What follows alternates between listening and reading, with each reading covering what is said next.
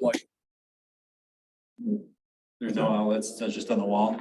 Continue. It's I'm sorry. Are there any outlets in the middle here? No, just over Just on the here. wall, okay.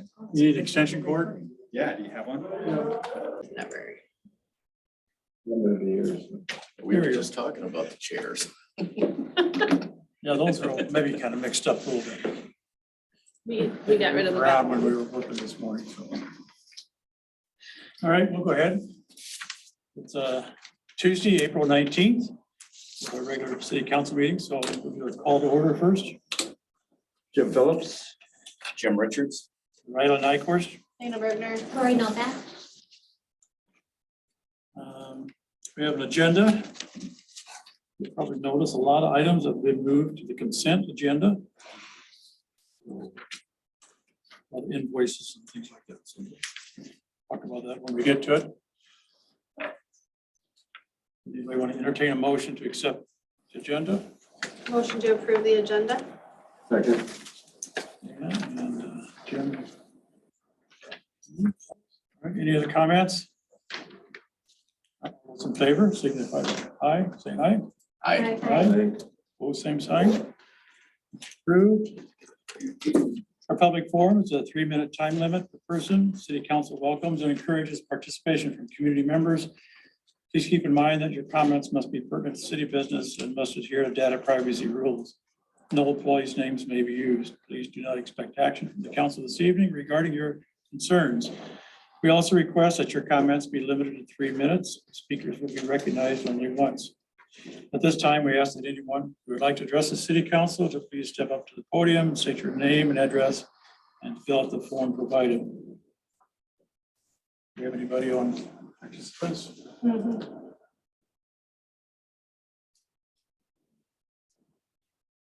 A second call for public forum. And third and final call for public forum.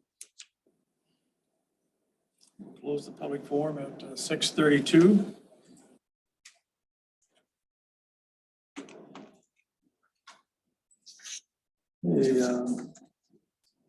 Away from the sheriff's department.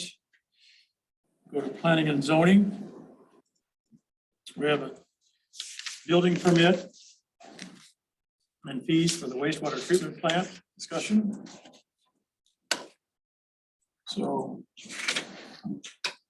Joe, do you want to, there's an updated form on your sheet, on your desk, and the building permit was changed to 9840, and the reason for that is 12,300 is a full city and building inspectors, and so we took off the city portion, so this is 80%. So that's why the figure is 9840 is to pay our building inspector. Otherwise, we'd be paying ourselves. Right, so the wastewater treatment facility, contract documents were set up that the city would provide the permits and the associated fee. And so the contractor assembled the documents with our help and submitted to the building official. They went through a review process, and now there is a permit fee associated with that. So a lot of times in our projects, the city is its own building official.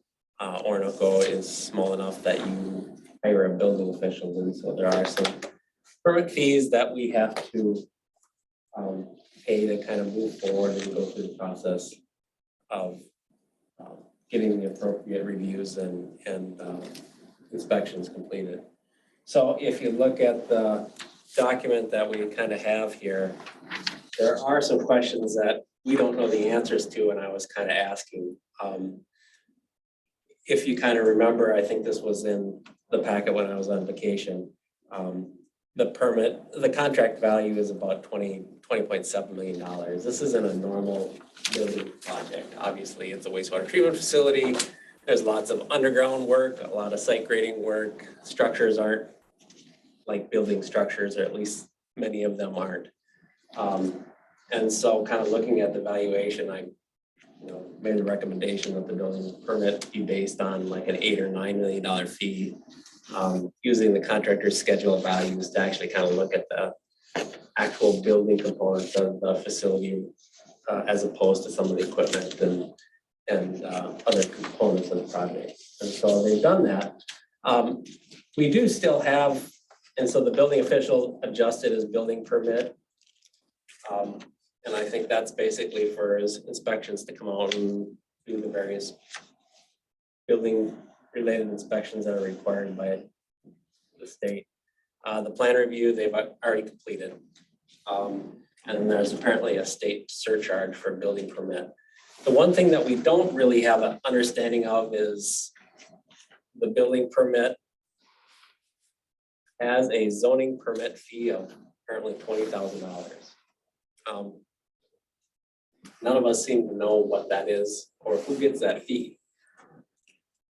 I am of the opinion that that fee likely is a fee that comes back to the city.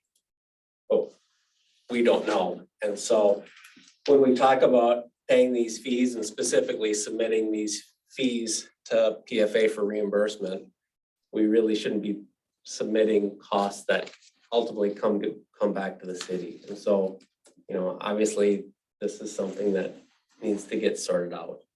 And I'm not sure that we have the answer about where that fee comes from. But obviously we do need the building permit. We need to do the plan review and we need to pay the state their surcharge for building permits, and the building inspector needs to, you know, do the normal tasks, I guess. In my mind, the question is, and then we'd submit those fees to PFA and they'd get reimbursed through the project costs, the funding mechanisms that pay the project costs. The question that I kind of have is, you know, what that building permit fee of $20,000 is for, and if it is indeed coming back to the city, then, well, obviously the city doesn't need to pay itself, much less ask for reimbursement. So I had a conversation with Casey this afternoon, just to kind of get myself familiar with it. And I also talked to Geraldine as a result of that conversation. So the zoning permit, that number is come from a city spreadsheet evaluations of $1,000 per million value. And that's basically what our spreadsheet has today, because we've never really experienced anything more than $1 million. There was some work on a CH Robinson that was $8 million. So the 12,300 that was on the previous one, the packet is the 100%, 20% for the city and 80% to cover the building. So that figure is now $9,840. Yeah, I see that, or I understand that part. Like I said, I don't understand the zoning permit fee piece. That was based off of a city spreadsheet. He's just wondering where it goes. That's Oh, one thing I think don't it know. just goes to ourselves. That's But what paying I ourselves, so I don't think that should be, think too, but I have no idea. I mean, I yes. don't see anything that points to this is where this fee goes and this is why it goes there and this is how it's accounted for. Usually it's If we were a doing small a- value for a normal building permit, but And that is, if it wasn't for ourselves, it'd be just coming back from a resident or another commercial business. It would be part of our revenue stream back into our city budget. Can we look at another permit that was pulled for a resident or business in the area? Look at that zoning permit fee and then trace where the money goes? We know it comes to us. Anytime a zoning fee, right? Mhm. Anybody else pays a zoning fee, it comes to the city. We're just saying when we have a zoning fee, the city has to pay its zoning fee, then where does it go? What's the last thing we built? What about the city garage? Did we pay a zoning fee for that? And how did we handle it? Do you remember, Kane? I doubt we paid it. I doubt we paid it ourselves, yeah. So then we just can waive our own zoning fee? Is that how that works? Yes. Yeah, you don't have to, yeah. Okay, Usually, I mean, I think that in the code, I didn't know, I mean, I haven't looked at it, but usually in the code, there's a little language that says except for city. municipal projects, but even if there's not, you don't have to, but I'm reading this email. I don't understand this. I mean, I get, so you have Roger's your building official? Yes, Okay. Roger and Casey. So I get that, like, when you charge zoning permits, right? The reason you're charging those fees to residents is so that you can take that money and pay your expenses to facilitate the review of those permits. Like, for example, if you hire Stantec to do zoning review for you and you have a planner, like a city planner, you have to pay that person. So that's why you're charging fees. I do think if you're having your building official, I mean, this is kind of a unique project. I mean, if you're having your building official who usually comes down and inspects a couple single family houses every month or whatever, and you're having them do 15 inspections on a wastewater facility, or maybe more, I don't know. Obviously, you're gonna have to pay him, but he references the contract you have with him. So do we have a contract with the, so is this reference? Set fees. Yeah, so you need to pay those to the building official. Yes. That you need to do. I think that's the $9,840, right? Mhm. Yeah, okay. So I get that part of it. I mean, That and the makes, plan review, they review the plan and provide comments associated with code. just like Joe and I, anytime we Yeah. provide services, you pay. And their building official is no different pursuant to the contract you have with that person, but a zoning permit. How did the 20,000, who prepares this? Does the city prepare this document? So the 20,000 was based off of the $20 million cost that was given to the building inspector. So on our fee schedule that we approved, it has a breakdown of how much, like, a building or a building permit of this amount is this much money. Right. So based off of that, that's where the 20,000 came in. Yeah, okay. I don't think, I mean, if that's all it is for our own zoning review, you know, you don't have to charge that. You still have to pay your building official, but that just comes out of the general fund or wherever you pay them, you know.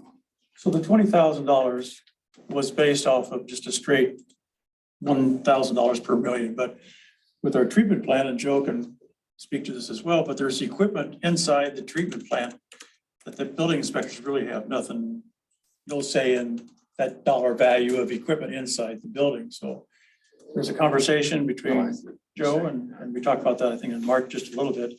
So between Joe and Roger Casey, they kind of come to an agreement that that number would be $9 million of what they're inspecting. So that's why the sheet should reflect 9,000 versus the 20,000 that was handed to you this evening. So it's just an error. It's just a number and it's not going to go Well, anywhere. I would suggest that even that the zoning permit fee should arguably be zero. It's a city project. For future reference, that's probably the best way. Because it is a city project, you're just paying yourself. If that's what it is. I mean, that seems to be what it is. I mean, because it's within the city. I mean, part of this, Ryland called me late today about this, and I just was thinking, well, the parcel's out in the township. So maybe that, We annexed it. but we haven't annexed it yet. We've got to approve that tonight. Process. We're in the process of it. I mean, it could take 90 days to finish that. So does that mean, I looked at that and said, well, are we applying for those permits now in the county? Because it's under township. The township, so then the county, it's county zoning, it's the township, so do they have permit fees that we owe right now? And so if they do, you have to pay those. But I can't imagine it would be around, I mean, this just strikes me as odd that it's a round number of $20,000. We're not, we're working with the Orinoco's building official and Right, with yeah. that understanding. Right, so they're waiving that, knowing that we're gonna annex it. So I don't think that's the answer. So I think it's just a mistake. I don't think you need to, you make it zero. That's what I would do. Zero, okay. So if you go down to the building permit, that's where 80% of that 12,300 is 9,840, and that's what we pay our building inspector. If you take 65% of that, because that's their commercial rate between the building permit and the plan review, that turns out to be $7,995. That's just a straight residential is 20%. In the case of commercial, it's 65%. Is what Casey was telling me. The state surcharge, I'm not sure. Our original one, or this one that was in the pack, we had $1,700. Maybe that's a percentage. That's why this 2283 is. That must have been a percentage of something. Yeah, it's based off of their fees Okay, so or the total fee for the. That did increased by $500 and some dollars, $83, I guess, I don't know. Yeah, From the one in the packet at least. it was 2283 originally with a 20 million and the higher building permit that the director were going with only paying the contractors, Yeah. it'd be 1,700. Mhm. Okay, so instead of 2283, it should be $1,700 on the sheet that you have there tonight. That's the state surcharge. So the total due is $19,535. That's what we would pay the contractor, or building inspector, plus the state surcharge. You repeat No. that, Bradley. 19,935. 535. 535. And that basically just goes to the building official Yes. or their services plus the state to cover the surcharge. So Mike, when I was talking to him this afternoon about this permit, the other issue is that we haven't passed the resolution. The update to the township resolution about it's in our next segment. Probably no tax reimbursement. We have modifications to the township resolution that we took any type of reference to termination out of it, or taxation, I'm sorry, reimbursement. So we had to come back with this resolution 2022-09, as well as the township resolution 2022-03. Technically, we should sign this resolution, approve this resolution now, and let it go through its courses through the county, Well, it's gotta go so we to, can get officially annexed. it's gotta go to the township first, the joint, Township, yes, the I'm joint sorry. resolution. So we have to approve it. They have to approve it. Doesn't matter who does it first, but it's gotta be approved and signed by both bodies. Then you have to submit it to the chief administrative law judge with the site map, which Stantec created is attached. And there are certain rules, and that goes through a 30-day period of review. And then there's other normal, I mean, I'll just do it for you. You don't have to even, I'll just handle it, do it, but it won't be, it's not annexed today. So what happened was, just so everybody's clear, we passed the resolution.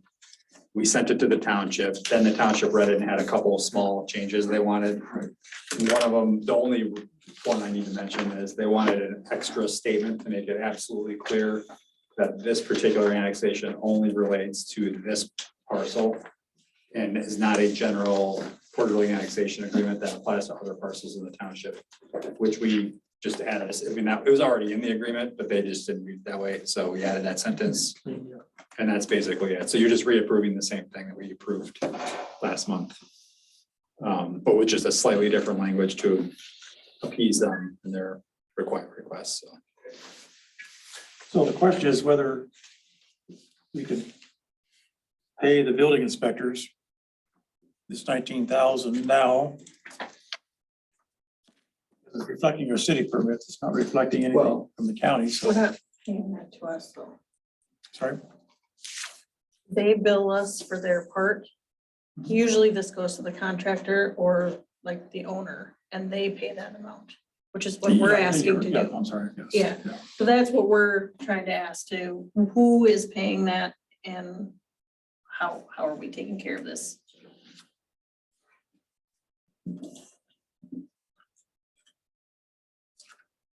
So I think It seems like it's, Yeah, we're paying the contractor, city is. For their the city's fees. paying the contractor, but it's not part of the contractor's contract to acquire the permit from the city. It's the city's obligation based on how the contract's written. And so the city has to, typically the city would just have their staff do the inspections, but you don't have staff to do the inspections, so you have to pay your building official Yes, that's- to do this. And so this is a reimbursable expense because you're paying somebody to provide you a service. I think that the city pays this, goes to the building official. And then you submit it for reimbursement through the project. That's how I see it. My question with this is, why are we paying the building official ahead of time? I mean, doesn't he do these inspections over a year? I mean, he's not doing them all right now. I don't know. I mean, isn't this the same as the contractor where he's, They bill us quarterly. right, so exactly. So since this permit went through, that's on that quarter. So this actually relates to a specific, that amount is for services rendered. We have to pay him for what he did. Yep. Got it. Okay. Well, there's I more. mean, he'll still come through and he has to finish it out. Yeah, but- he's not, so you're kind of prepaying for some service there then, Okay. if that's Yeah. the case, because So- he's done maybe 10% of the inspections that he needs to do. So But then, it's just like a house. If they come in, get a permit, the contractor pays for Right. it, they get the permit. He's done the plan review, he still has to go out and do some of the final do the plan. electrical and everything. Yeah, Yeah, but I get There's an that. So inspection list. I gotta check things off that they. but that would be paid for at the time and then they bill us on that quarter that they put in. okay, so you're paying now, and then that covers that particular property project all the way through. You don't have to pay again. Correct. So then the question is, can you get reimbursement for that? Because you haven't really encumbered, I mean, you've incurred the cost, but he hasn't paid it. Anybody's gonna scrutinize that. It's Fine. It's just a cost to submit. Then you're fine. It's fine.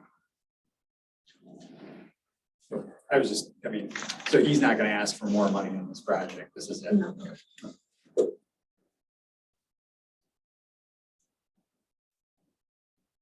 So we have a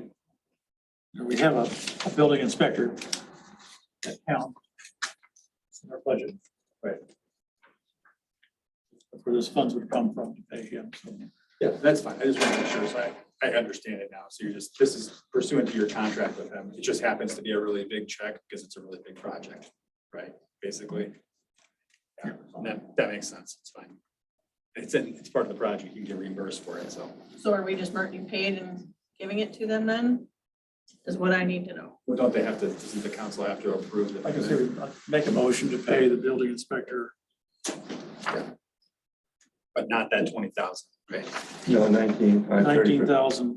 $19,535. Second. Okay. Second.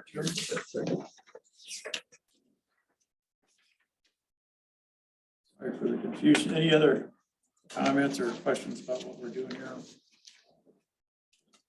Seeing none, all those in favor, signify by saying aye. Aye. Opposed, same sign. Very important.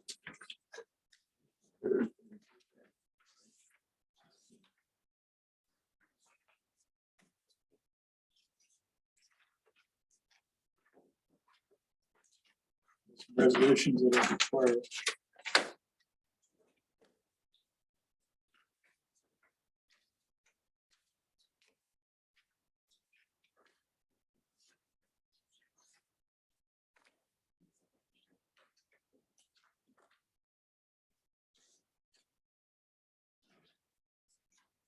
Should be the account that we pay. They've already been paid. All right. I just need to figure out how to clear this out. All right, this resolution is one with the township, or some cleanup of the elimination of any reference to tax reimbursement.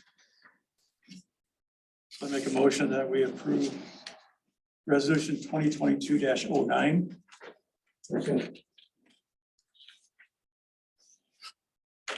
Questions?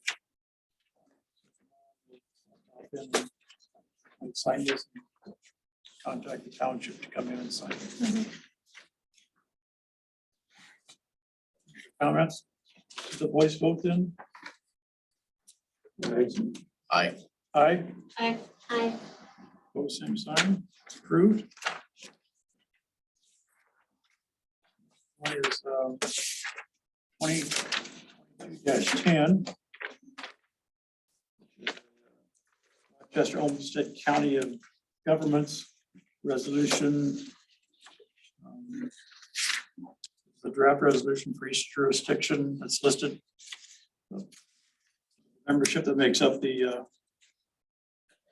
organizational agreement. Formality.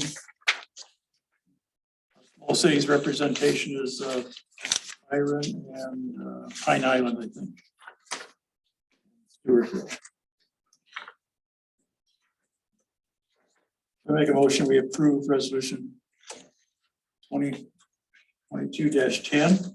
Second. Any comments? The voice vote, all those in favor? Aye. Aye. Aye. Aye. True, same sign, true. Next one is 22-11. Donation, I think, for the city of Orinoco. From Ruth Olson. For fire equipment for $11,516.31.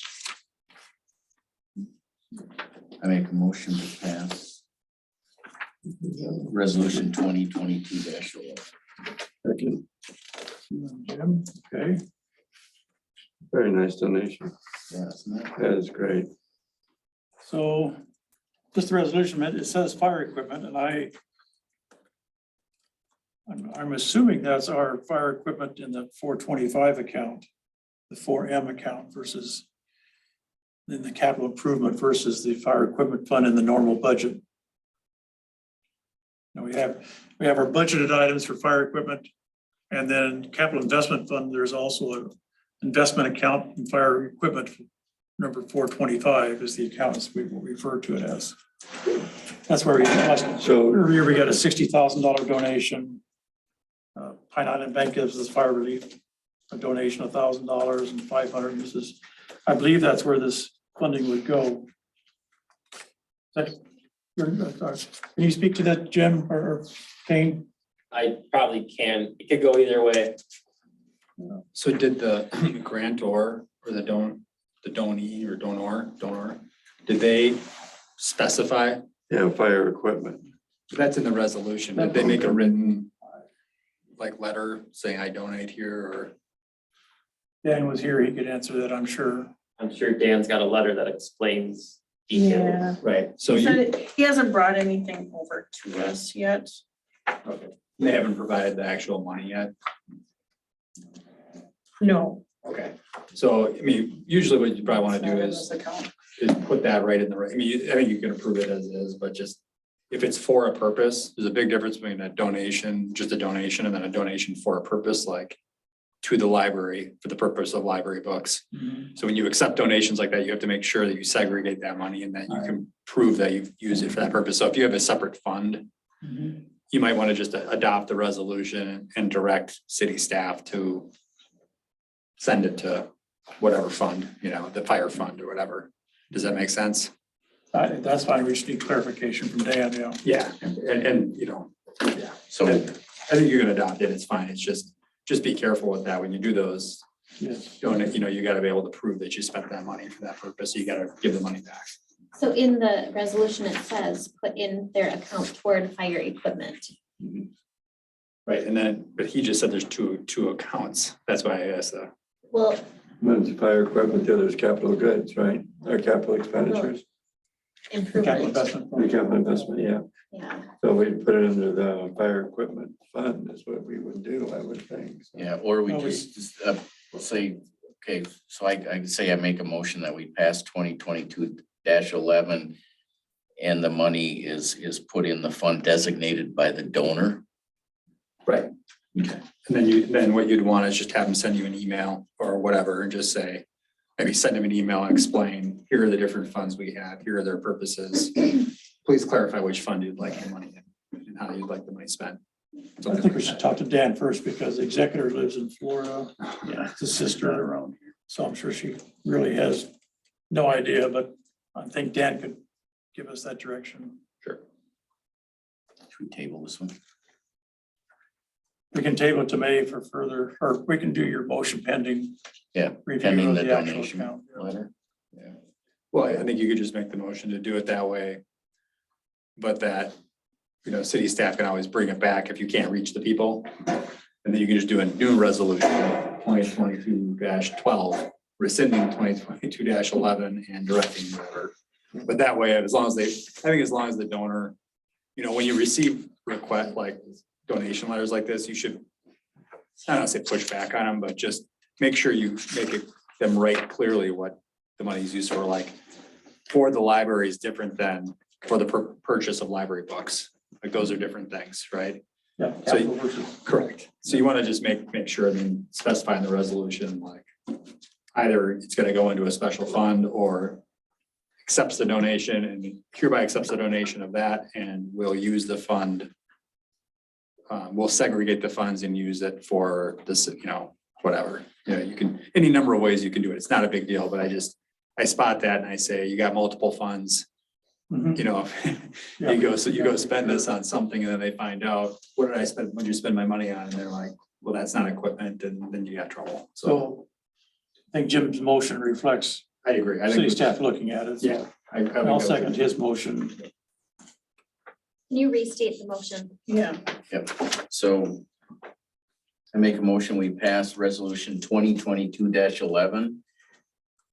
And the money will be, based on the donation letter, the money will be, how did I say it? The money will be allocated based on the donation letter. Perfect. And if there is none, ask them to do a new letter or just write an email or something. Yeah. Cause I think there wasn't there? Kate? Yeah, I think there was one over there too.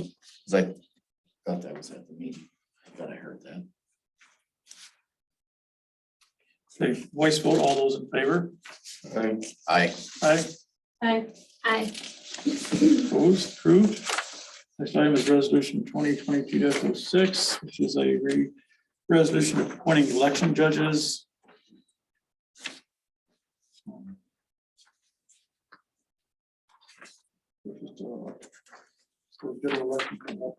I make a motion to approve resolution 2022-06. Second.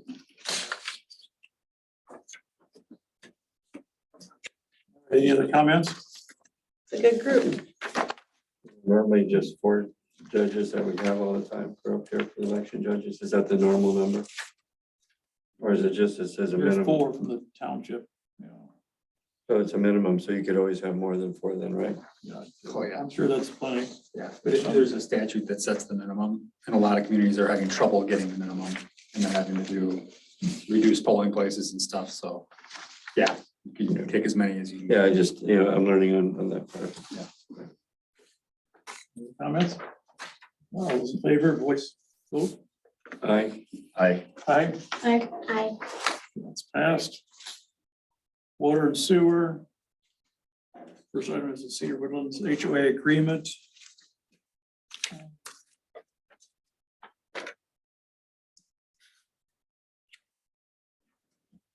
This is a letter I think that Geraldine wrote.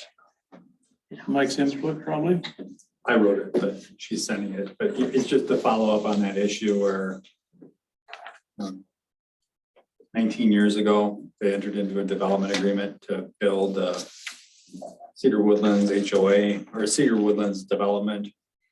The developer is no longer involved or is no longer bound by the terms of the development agreement, but there is a claim, I wouldn't say a claim, but a belief by the HOA that they were a successor in interest, meaning they had the rights and the responsibilities of the developer.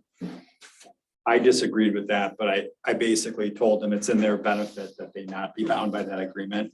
I mean, the whole point of a development agreement is that the city binds the developer to do things and to pay money and to perform tasks. The HOA doesn't want to do that. Moreover, the agreement's probably void anyway.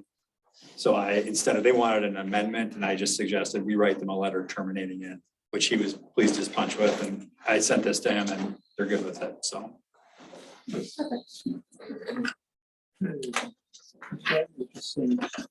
General updates for the council.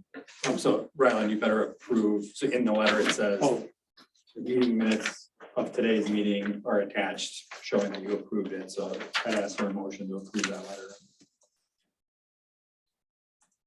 I make a motion that we approve the letter and the sending of the April 19th meeting minutes, approving the termination with the Cedar Woodlands HOA agreement with A&D or local investments. I second.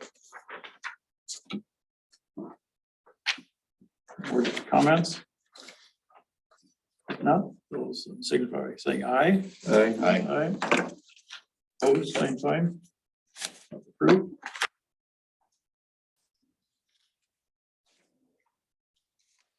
Okay, Joe, just a contract plan update and Yeah, these contract, items. contract one, the wastewater treatment facility, the contractor is making fairly significant progress, if any of you guys have had a chance to be out there. The sludge storage building has been poured through the first floor. The two large sludge storage digester tanks have been excavated. The base slab's been poured and the walls are starting to get poured over the next couple weeks. The second structure, the walls will get poured as well as the base slab. And they're also making progress and moving to the pretreatment building and meter vault, receiving the wastewater. Those excavations are underway and they've actually started to form those up for concrete pours. And so I think tomorrow, there's a 7 a.m. pour at one of the sludge storage tanks, which will be followed up the next day by, I think, a 300-yard pour. There's a lot of concrete going on down with a lot of steel going in. The contractors, so far been doing good work. They've been good to work with. Schumacher's also on site. They've been, continuing to build some of the internal driveways and access roads, install the drainage features, do site grading, excavate for the tanks and structure construction, and they're beginning to look at installing some of the force main and yard piping. So lots of activity out there. The contractor is making pretty good progress, and by the accounts of our staff out there are doing a good job. And there is a pay request in the consent agenda for staff for their work over the last month. You'll see that in the pay request. Any questions, certainly let me know. Contract 2 and 3, the sewer and water collection improvements and the water associated water main improvements. The contractor again has substantially completed the riverbank stabilization improvements associated with the Riverbend site. There's still some plantings, a little bit of work to do to remove the access road that was constructed, and then of course seeding, and that'll happen as the weather warms up and it dries out a bit. Aside from that, you'll notice that there was some reclaiming of roadways. 2nd Avenue was reclaimed, 12th Street, and then 1st Street, West Center Street, and 9th Avenue in the northeast quadrant of town. And so the contractor is really looking to start construction probably this week on utility installation, pipe installation in the northeast quadrant. They're starting at the very west end of Northwest. 1st Street Northwest. I'm sorry, did I say northeast? Yeah, northwest. With the water main and the sanitary sewer force main. And they'll proceed to the east towards 9th Avenue. And so that work has been all staked, and we did send out resident notices. Not send out, we posted resident notices. I noticed, I don't think they're in the packet for some reason, but they've been posted to the website and the Facebook site, and we're collecting resident email addresses so that we can start to send them on electronically in the future. So do the best you can to try to get the word out that information's on the website. We've tried our best to work with staff to make it visible. It's also on the Facebook site. You guys hear that that's getting out there, I hope. Dana shared it. I saw it. Right during the meeting, actually. During the meeting, I shared it. During the water and sewer meeting, I shared it, just because it was happening the next day and it did bright and early. Right. But And so it's important to get that information out. We especially early struggle to develop the necessary list to convey that there information. was a comment today wondering about that again. And I think it got nasty, so it got shut down, but I don't deal with any of it anymore. I just read them, but saying, do we know a list of roads and timeline? Yeah, and there's really a resident notice that kind of went out and addressed that stuff, and it's difficult to give very detailed information because it's weather dependent and it's contractor schedule dependent. And then if we make promises, we're ultimately gonna be wrong. So we try to, be somewhat vague just because we don't really know. But we do generally give the areas that we anticipate construction on and what they're gonna be doing and how it's gonna impact access and how that access configuration will change. So with that area in northeast, the contractor is currently building a temporary road between First Street Northeast and West Center Street that residents can use if they're impacted by construction in the middle of their street. There's some areas that it's kind of a dead end there. There's no way out. So those activities are ongoing, and that temp road was being constructed today. In fact, in addition to that, there's lots of construction staking that went out. There was another notice that went out, we hand delivered to residents about their service locations, the first, 25 homes or whatever.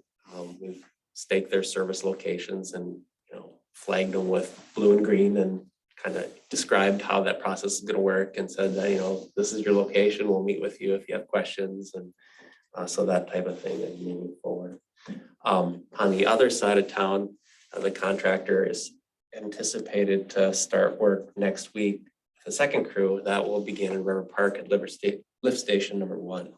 It'll proceed south through those easement areas across Timberline or like across 6th Street first, and then Timberline Drive, and then working down to 2nd Avenue, and then ultimately working down to Minnesota Avenue, and then under 52. So that work is ongoing. Another piece of the puzzle that is going to start to come together is Ellingson Drainage has indicated just these last couple of days that they're going to mow to town next week and start doing some directional drill work starting underneath Trunk High 52.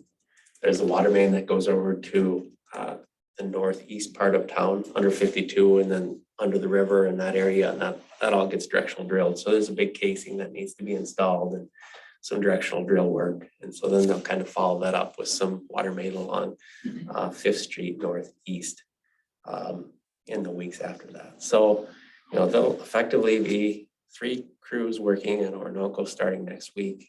So lots more activity.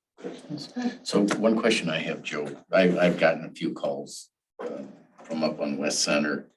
They're asking if the street, what has been, the street's been taken up.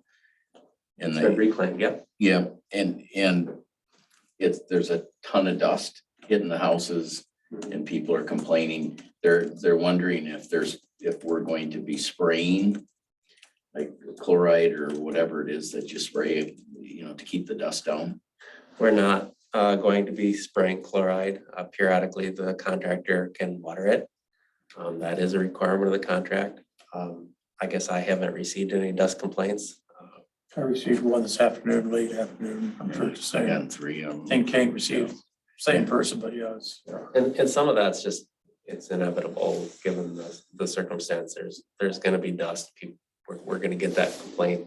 We have to have the contractor make a reasonable effort to address that. But there will be dust and that will be. And this complaint was speeders going too fast, causing dust. Oh, sure. And that's another thing, the contractor has a motor grader in town. They'll periodically blade that street. I understand over the weekend got a little bit washboardy, especially going up the hills and spots. And so they will be doing that. So we'll try to coordinate that. One good thing, it slows them down. But encourage people to look at the resident notices and look at the frequently asked questions document that we prepared and disseminated. I guess I didn't mention that to the council, but the sewer and water committee, we kind of looked at it in more detail. But with that resident notice, I think there was a 2-page plus a map on the resident notice, and then there's another 4-page frequently asked questions document that specifically targets questions associated with construction. Will I get my mail? How does the trash get delivered? How am I going to get to my property? When can I hook up? Those types of just basic questions are handled within the frequent questions document. That's also on Facebook and posted to the website. But again, try to encourage people or make people aware that it's out there for people to view, and hopefully that helps address questions and concerns. I was asked about school bus too. And school bus, yep. So that is one item that's in the frequently asked questions document. Absolutely. Okay. We have a groundbreaking ceremony. I'm hoping late May. I reached out to Senator Sunjum and Quam to see what their availability is, a couple dates. After the legislative session, so sometime late May, early June. We'll be getting some more information back, so FYI. Joe, you want to speak to anything the open house proposed to answer questions? Just real shortly, briefly, we've talked about it in the past that once construction really kind of gets rolling here, we'd like to have an open house. And that would be just to encourage people to come in, and if they have questions, to come and ask. And so I hope to have a representative from the contractor here, as well as myself and maybe other staff if the need arises. And, just be like in the afternoon or early evening, and similar to what we did with the easements, and encourage people to come in. And Have you thought any more about a date, we really, place of a water and sewer meeting, or? we could, coming up in May, although water and sewer, we have a lot to go over, and I'd like to kind of continue to use that as a way to talk about the project, because there is so much going on. And the other piece of the puzzle is there are things that we need to pick out in terms of interior finishes and colors. That might be. Before that meeting? What's that? Can we do it before that meeting? Or is that too early? We could. It's May the 10th. So the other possible date would be May 19th. It's a Thursday night. It's a bit later in the week that we could dedicate to the open house. Maybe we could meet from 3 to 6 on, and then have the sewer and water committee at 6:30. I'm fine with that. It's a long day, but because of that. Or we can have it the 19th. I can do either. Anybody have any preference on those dates? I know Lori and I are in water and sewer, so it's 3 to your 6 sounds guys' like a good time. schedule, or That's fine with the me to do that. 19th. I kind of like the 10th, keeping it all together in one. Let's get it all done at one time, yeah. Do it early and then have the meeting afterwards, so. Then you're gonna notice it as a special meeting then. An open house, so it'd be publicized, and If it's the whole council's gonna be coming to it. we like to have the council come to the Yeah. open house, but it's not meant to be a special city council meeting. It's just a, It's not a decision-making, it's an informative, right? So we're not, There's no meeting. It's just to come in and ask questions and learn about the project. Okay. All right, So- yeah, it's not, no so you're not motions, actually. nothing. No agenda, no meeting, no presentations, no nothing. we don't, like the last time I was here, I filtered in and out for a little bit and didn't You stay. guys are in the building, but not sitting at a table conducting a No. meeting. No. All right, that's probably fine. Okay, just making sure. Just like we did the other ones where there was 1 or 2 of us here at a time, that we weren't even all together at the same time. Yeah, that's fine. I mean, I think if there's a presentation of any kind, then you probably have to notice it as a meeting. Is there a presentation, or is it's really just an open I was house? just gonna do an open house. Yeah, okay. Yeah. Then Or I they think just come ask questions, look at Look at the maps. doing maps whatever. and ask questions. Couple guys in addition to Joe that could be here from Stan Tech to help answer questions, and it's not a formal presentation like we've had in the past. It's just somebody lives over here and next person lives over there, and they have questions about where the line's going to the home. so nobody might come. Correct. There might be more questions by May 10th than. All right, fair enough. There'd be a lot of people there. Okay, so let's just kind of, That would work, and then there's a little bit of a separation between the groundbreaking event too. Okay.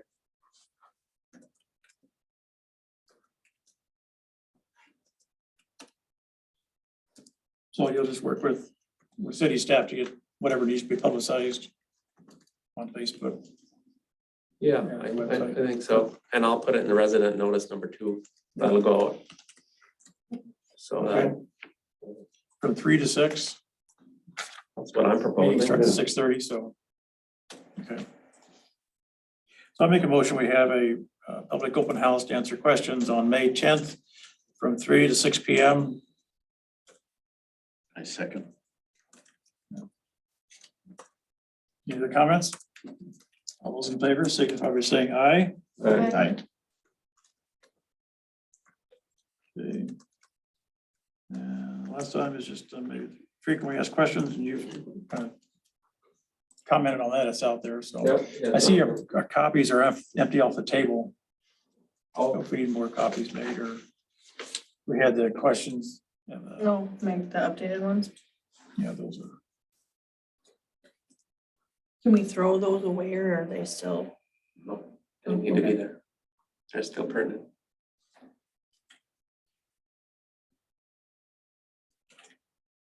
All right. Street sweeping quotes. Streets and roads, we have a couple bids. Kane, talk to those real quick. Yeah, you got 3 bids in front of you. I make the recommendation or seek approval to go with the lowest bidder for $19.45.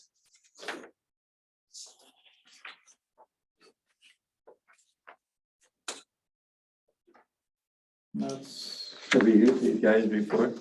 Yep, we have. So they're doing a good job in the past. What's the difference between this bid and this bid? oh, this is the 20, okay, got it. That's- This is SL Contracting and this is Craig Durst, separate from SL Contracting. Oh, verbal, I see. So what are you going, is it? Since we don't need all the city streets swept, since half, like they're randomly going to be under Right, so gravel, what the do- roads that have been reclaimed from the sewer project, they will not get swept, but being good stewards of the water and the storm sewer, we should sweep the rest of the streets. Right, but does this quote reflect that? That quote reflects all city streets, so it should be less without Second Avenue, without West Center, 9th, First, it should be less. But that is a price for the entire city, all of the blacktop roads. So can we go back and ask them to rebid, understanding that the areas that are gonna be torn up won't need to be swept? Since we know with those how many streets are not gonna be. We sure could ask to get it rebid minus the reclaimed streets. I think I don't- there's enough there. I don't know if there's gonna be that much, if you look at it right now with what's out there. Well, I mean, you look at, it's most of West Center Street up until just before my place, that's a mile almost, that's 9/10 of a mile. Then it's, what is it, 9th Avenue? And then First Street, Then Second It's all Avenue over gone. here. yeah, Well, the only reason why I'm trying to look is if we put this out and have a rebid, we're gonna be waiting for another 30 days, and I think Yeah. we'd like to get that street sweep. That's the only thing I'm thinking, Well, is have it delayed. so why, I mean, did you actually do a bid or is it quotes? Quotes. Hopefully you quotes, okay.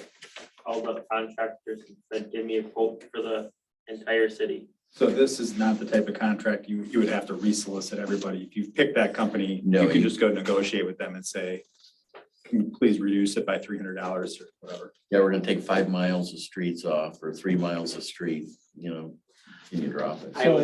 I would be comfortable saying that the quotes you've got in front of you will not exceed in front of you. They're not gonna charge more than that.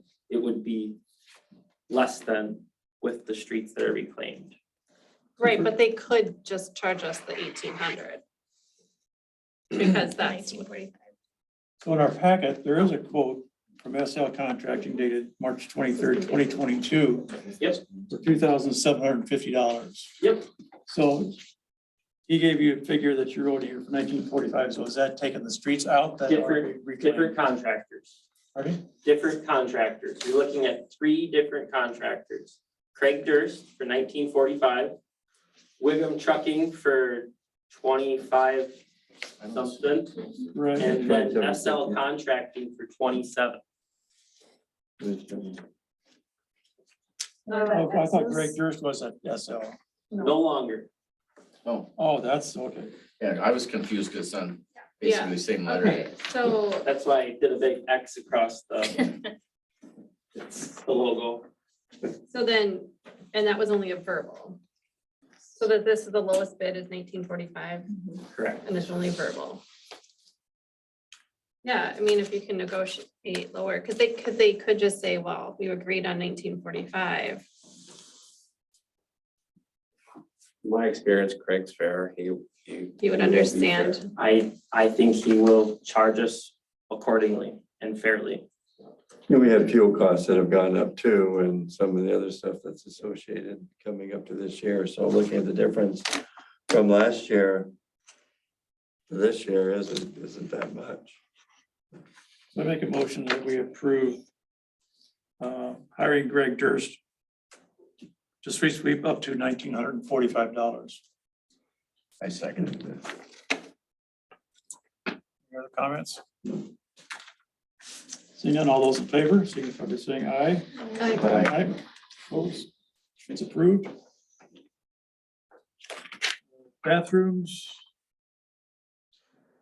at There's- Oracle Park for Gold Rush or rentals, discussion and approval. Did we do the snow plowing? Right, there's another bid. That's the snow Nothing in plow. our packet What's that? for some That's the snow plow when you missed it. E2. Oh, I'm sorry, I missed it, but where's that one? at? Yeah, we don't have anything in our packet. no plowing bids. That was a bid, so it had to be closed, so. Okay, that was an actual bid. Oh, Yeah, oh, close to bid. Yeah, under streets and roads. Different.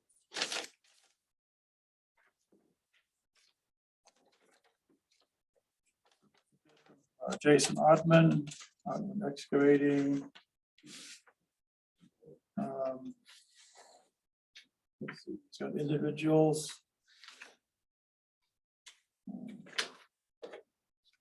Okay, this is very similar to what we did through 19, 20, and 21, is that there was a draw of $1,500 per month.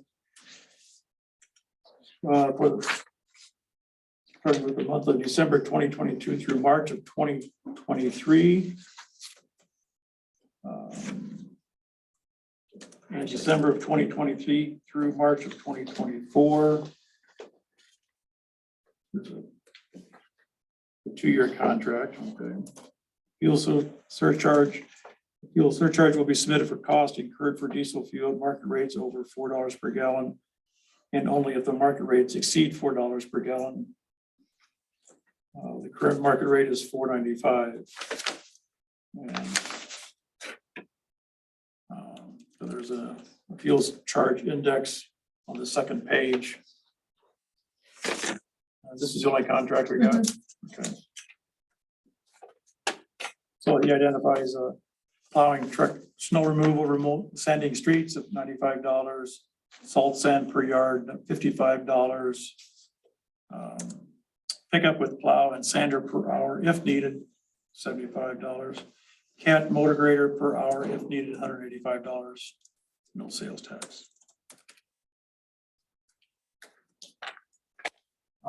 Jason is here. Do you have any other comments? No. Okay.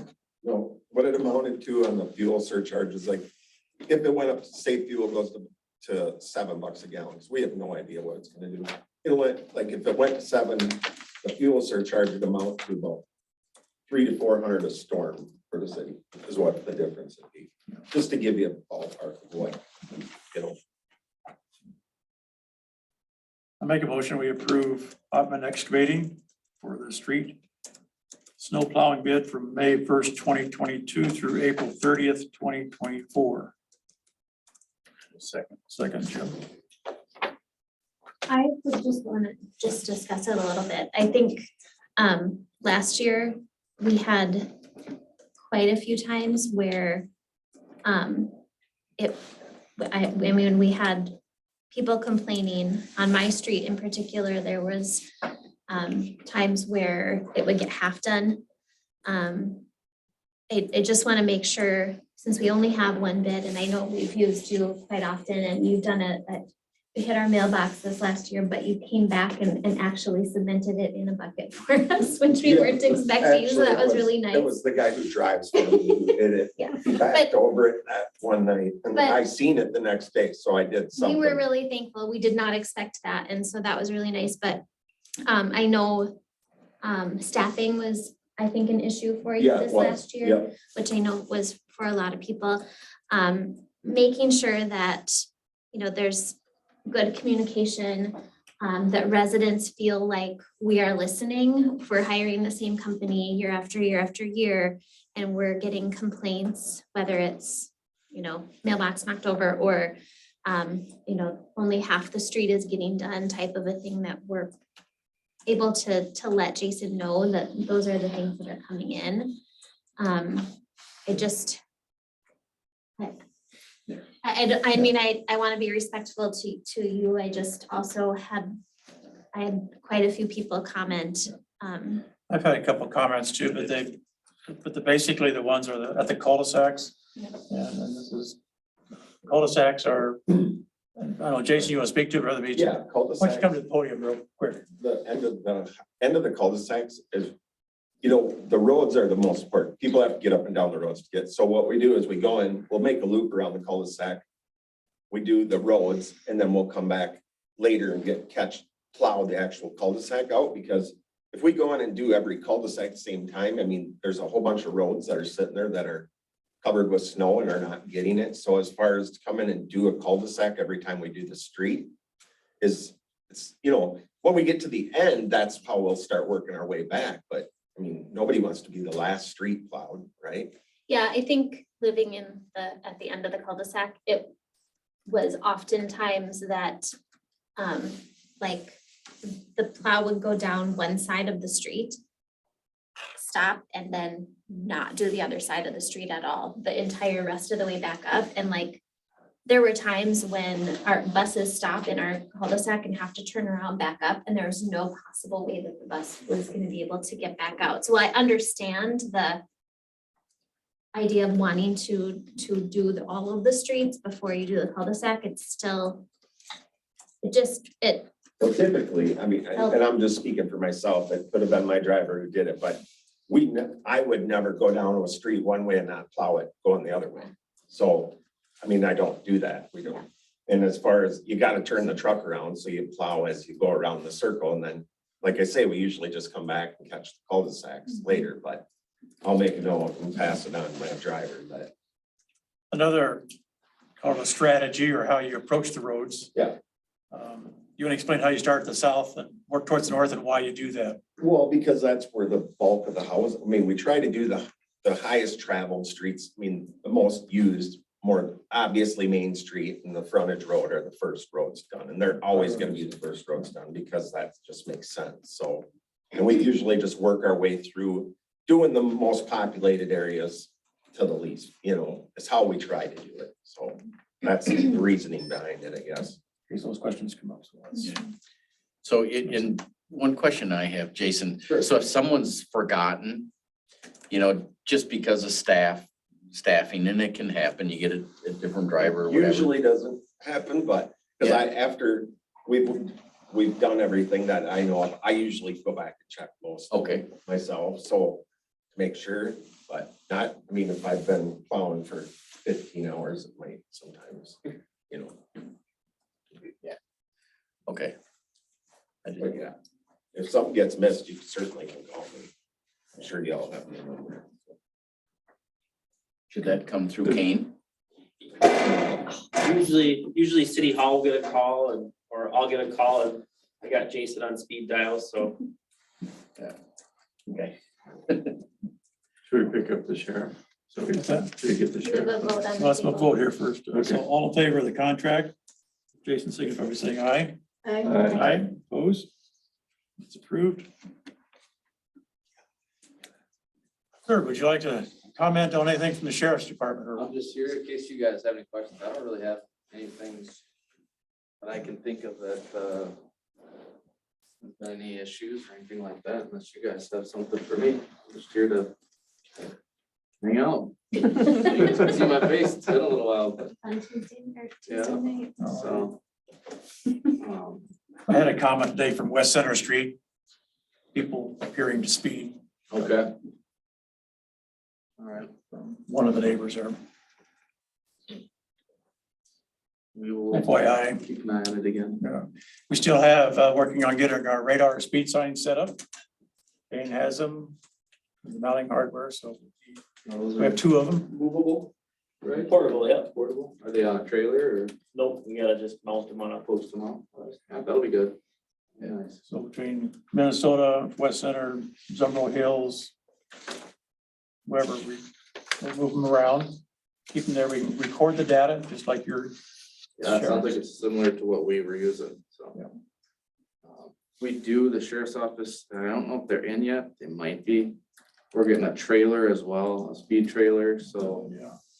that's an option too, but with, with you guys having your own speed signs, it's probably gonna be quicker and easier, and you're not gonna have to wait in the, the line to get ours, but it's something to consider too, and we have that as well, so. I'll hang out for a bit, just in case anything comes up. Thanks for stopping in. Yeah, no problem. Okay, Parks and Trails. Kane, you got a porta potty for park? Porta potties in the parks this year? Yep, in front of you, you'll see 2 separate rate sheets, on-site and affordable portables. The affordable route is on-site, affordables is a little bit more. So I'd make the recommendation to contract with on-site and get these porta potties in the parks by beginning of May. Make a motion to approve on site. I make a motion that we approve on-site companies for 2. But I had a question. I was looking at the onsite. There's a second real quick. Oh, sorry. I'll Was there second it. Okay. a discussion on that? No, second for discussion. Now you go. Okay, what I was looking at is on the onsite, it had quantities 1, and if you look at the affordable portables, it had 3. So if you see that spreadsheet I put together, The 3rd page. Okay. that kind of breaks it down in comparison terms. Where do you see that 3, Jim? Well, if it, it's it's right already, here under quantity, it says 3 and 3. Yep, so there's 3 standard units and there's 3 handicap accessible units. So if you look at the on-site rate, it is also, they're just giving us a single. There's regular for 67, enhanced access, handicap Right. for 143. Yeah, but if that's just quantity of 111, and the other ones are 3. So does that mean it's supposed to be a quantity of 3 of those, or just 1? So what you're seeing on on-site's page is a quantity of 1. They're not giving us a total rate. They're just giving us their rates. Okay, so if 1's 3, so if you look at it and you take it, we're gonna have 3 of those. You look at 1956 versus 1095, if it's. So you have to take the rate that there is, if it's just 1.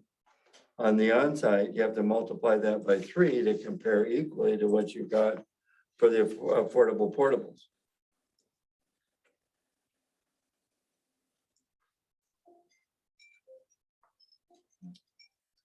You know what I'm saying? Yeah. You know, and then if you look at that, the affordable portables are much cheaper than what the on-site is. So real quick here, on-site, $67 for a portable. No, I'm just, if you look at the total, it's $652, okay, if you total all that stuff up that there is at the bottom. For on-site? Yeah, Well, we're not doing overtime trips, we're not doing extra services, we're not doing fuel surcharges.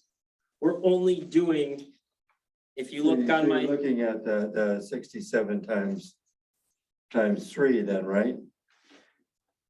correct, you look at Okay, all right. 67 for the porta potty, 10 for the hand sanitizer, 10 for the damage waiver, 12 for the environmental fee is $99 for one standard porta potty. And it's 165 for an affordable. For one affordable, and then multiplied times 3 is 495. So it's 165 versus 99. If you look at my spread. 175, I guess you have. Yes, so you will see, a regular porta potty is $594. Right, you'll take that $99 times 6 months, and that gives you a total of $594. If you do a regular porta potty with affordable portables, it's $175 times 6 months for a total of $1,050.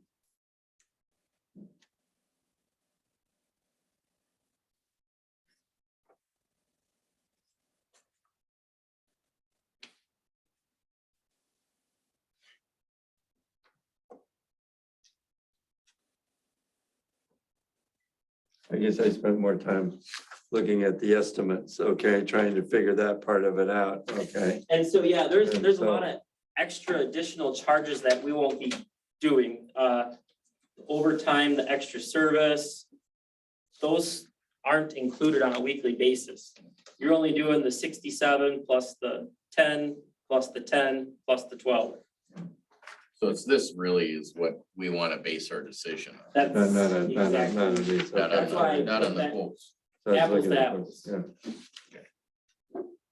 And the affordable has a delivery and pickup fee of $55 for 6 of them for $330.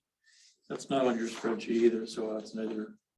It is on there. If you look on the bottom, you'll see plus delivery, 55 times 6. Got it, thank you.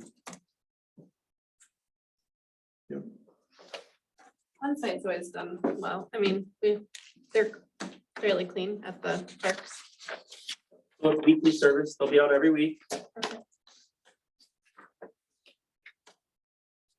And from Gold Rush, you'll find out that it's not the, it's the service fees that add up real quick. Okay. So I make a motion, we approve the. We already did. We just have to vote. You motion. Got it, okay. Oh, Or some second with approval. Or what's the Yeah. discussion? yeah. All those in favor of on-site. Okay, Aye. all right, Aye. Aye, thank you, Kane, for explaining that to me. it's approved. Okay. Now we can talk about opening bathrooms at Oracle Park Gold Rush. So, from a Gold Rush standpoint, we talked about not using, well, we talked about not having Gold Rush or no camping, I think at the March meeting. We voted on no camping. Yeah. So, we, question came up for Gold Rush and we're still not gonna provide camping. And we thought about opening the bathrooms up maybe for a car show on Saturday afternoon. We'd still have porta potties there through the park that we just discussed. The one thought is either wherever we put the porta potties, they gotta be serviceable with the truck, so they can get in and out. So whether we put a porta potty there for 3 days, when you bring all of them in for the car show, or we just use the one that's there and add a couple more, one more during the car show. What would, what would opening the bathrooms that weekend entail? We would just have to get that permit. Isn't there some sort of, and how, is that expensive? Just permit and cleaning then? Would it be cheaper to just open them for the weekend than to rent another porta potty? Because those things get, I mean, the whole situation gets expensive at Gold Rush, the porta potty situation. Well, In March. Hmm? Go ahead. if Gold Rush volunteers are cleaning the bathrooms, it's no cost to the city. Right, that's what I'm saying. And we've always done it in the past. Possibility of opening the bathrooms for the event. I would be in favor of using our own facilities versus renting another more porta potties to put there. Agree too. From noon to 5 or 1 to 6 or something like that for Saturday afternoon. Yeah. Probably wouldn't require any cleaning, just open the doors maybe at the end, but yeah. And then we'll have a standard, we have a handicap one there usually, don't we, in the park?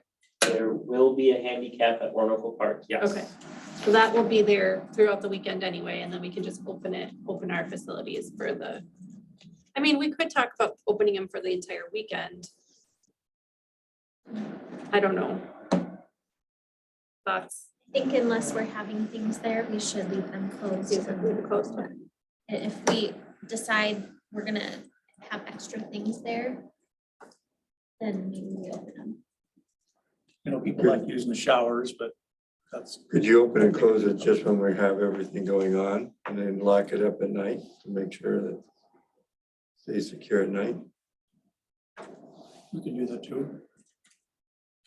When I open up the city hall at 6:30, I can run over there and unlock, take the padlock off the 2 restrooms and it's open for the day and close it at 9. Well, Typically when the vandalism happens, it's at dark. no, that's fine. We close it up at night, yeah. Do that. I think that'd be a good way to do it. At least there'll be extra So what we can facilities that will be around. It would be nice if we could do that So we'll take care of it. for park use. It would be nice if our restrooms were open during the day all the time for park use. I know Kane probably doesn't feel that way. You should lock them at night during the event. Yeah. Well, right, yes.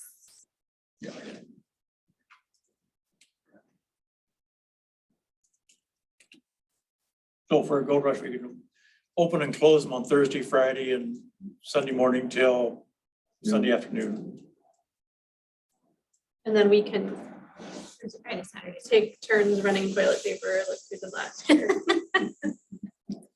Last year I checked on them a couple times a day and if they were clean, very little, maybe a couple rolls of paper and that was it. Yeah. Okay, let's move on.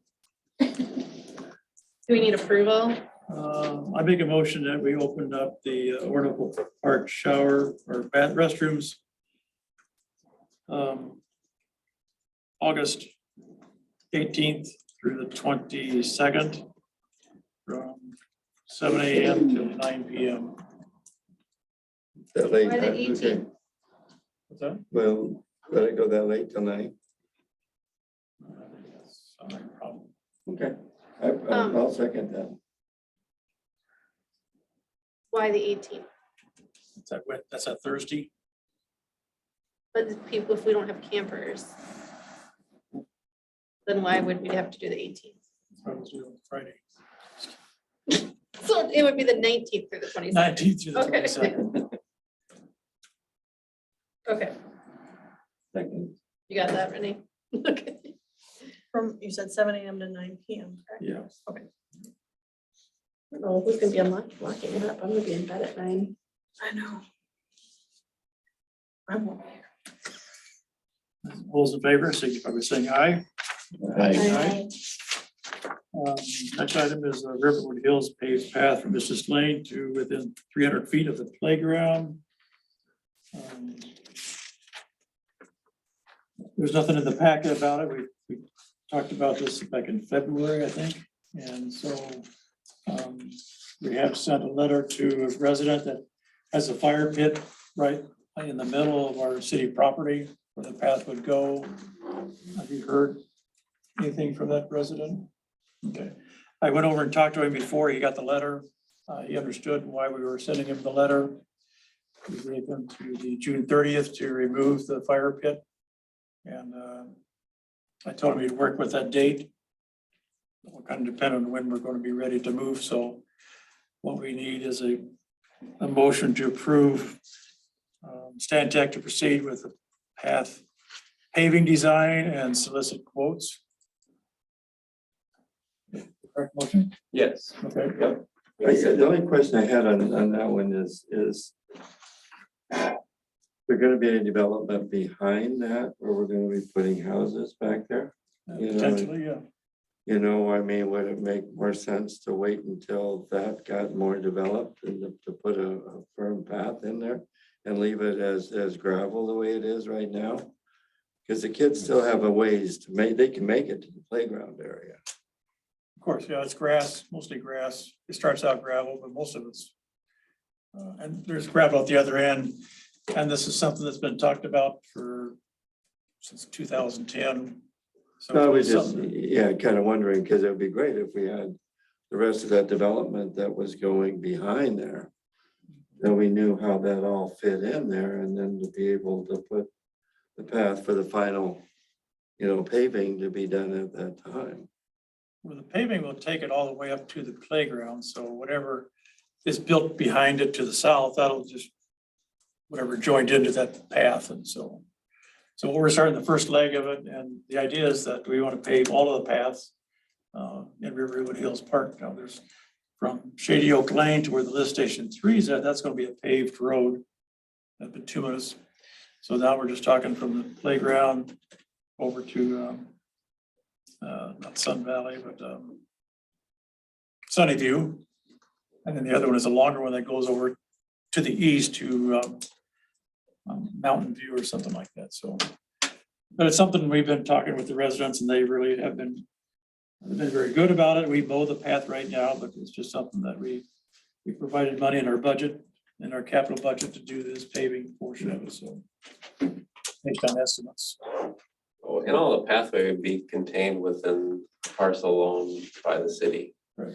So the development shouldn't necessarily encroach on that pathway because it's on city property. Was there a bridge too that needed to be put in there over a wet area too? that needed There to be is a- looked at? There is a drainage area that goes through there and, I'm assuming you don't want to build a bridge there just because it's cost prohibitive.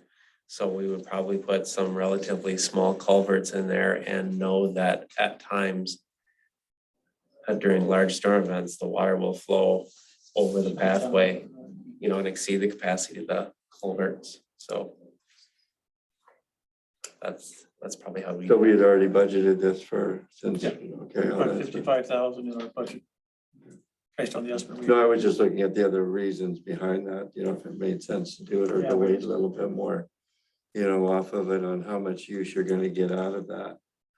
Because right now they're coming around the other way and it's working okay. Well, it depends on the residents. They want to use it and we can't, we have paths between Riverwood Hills and Cedar Woodlands. That's a paved path. And so we're just trying to upgrade all of our paths. Okay, I just think, Was there a second to that motion?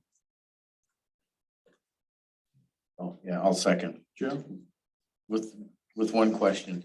In terms of the design, is our design already paid for? We asked them to do Did kind of feasibility, I guess it was, yeah, to come up with that estimate. Okay. So one thing to that I would want to ask the council is just the width of the pathway. The minimum width is typically 8 feet. And, a lot of pathways go 10 feet. Is an 8-foot path width sufficient? What do we have in River Park? 8 feet. Perfect. Yeah, because I mean, you're not gonna have that much traffic that there is. No, going back no, and but, forth. you know, a lot of There's those, 10 people. Wider paths tend to invite Motors. motorized vehicles. So I like the 8 foot where you can distinctly tell that it's a walking, biking path. Okay. Any other comments? We want some of those up on our street. Seeing none, all those in favor, signify by saying aye. Aye. Aye. Opposed? Approved. Public Works with a seasonal employee approval. We're gonna see how you handle this one. Great. So, if you see in the packet, Donnie Varga retired from a longtime groundskeeping position. And we posted the position. And we had 2 people that we interviewed. One person pulled their application. We've got candidate A and candidate B. Both candidates were excellent, interviewed great, hardworking, young kids. I would hire either one of them. Can't really find a bad thing with either of them. I wish I could hire both. So with that, I would recommend, I'm asking the city council to consider hiring both candidates. We did advertise for 30 hours a week for one candidate. I'm flexible if we went down to say 25 hours for 2 candidates. We could, if the city could entertain that idea. There's plenty of work with the water sewer project and the years to come, the next 2 years, and after that as well, the operation of the system. And I feel like if I could get the public works guys, the full-time guys, more involved with water and sewer, they won't have to do a lot of this groundskeeping activities. So that's where I'm at. I'm willing to pick a candidate tonight if you guys can entertain that idea. So was there a hourly rate? There was an hourly rate approved by the city council back in this winter, $16 an hour. Okay. That's.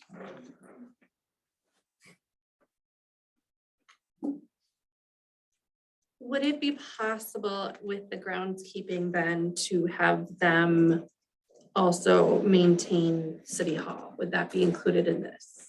It surely could be. That's all part of our workload, maintaining buildings, all facilities, all buildings. So that's definitely an option. There's plenty of work. Our park system is huge. Currently, we've just been keeping up. There's a lot of things that just get missed because there's so much grass to cut. There's not enough time in the day to do it. I know this isn't what I proposed to the council months ago, but after interviewing these candidates, they both bring a lot to the table. I would love to have both of them. And like I said, I'm willing to make a decision. It's a very difficult decision. I'm willing to make that tonight.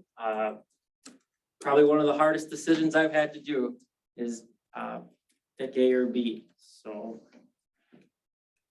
You started out the conversation, I thought you were gonna say, and I want to buy another mower. next year. That's coming. I want a person and a mower. As a rep from the personnel committee, and have interviewed both of the candidates, and in my past life as a small business owner, I would have hired both of these people for the same reasons. It's very rare to find people like this. And it's a great opportunity for the city if we can do it. I don't see a downside. I think we're really fortunate to have had them apply, and so. I hear what Lori's saying.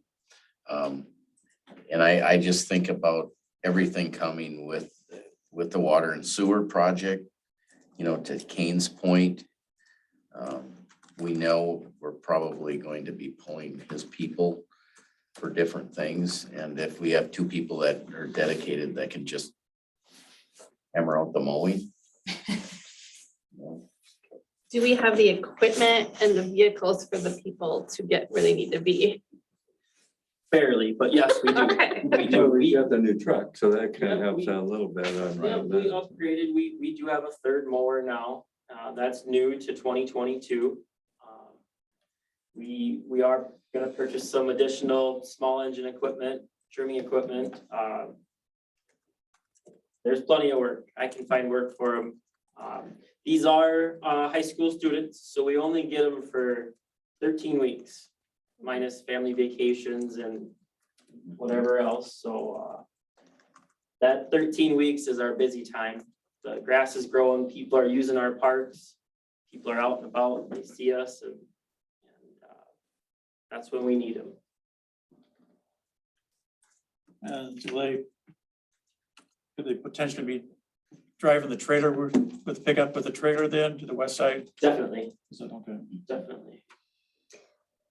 And so do you think that, you said you would give, would they accept an offer for only 25 hours a week? I would imagine so, I'm just thinking from a budget standpoint, yes. because we had budgeted for $16 an hour, for 500 hours for $8,000. And if we, 13 weeks times 30 hours is 390 hours, and that's 12,840. So we're a little over budget. You know, so if you look at 25 times 13 weeks times $16 is 5,200.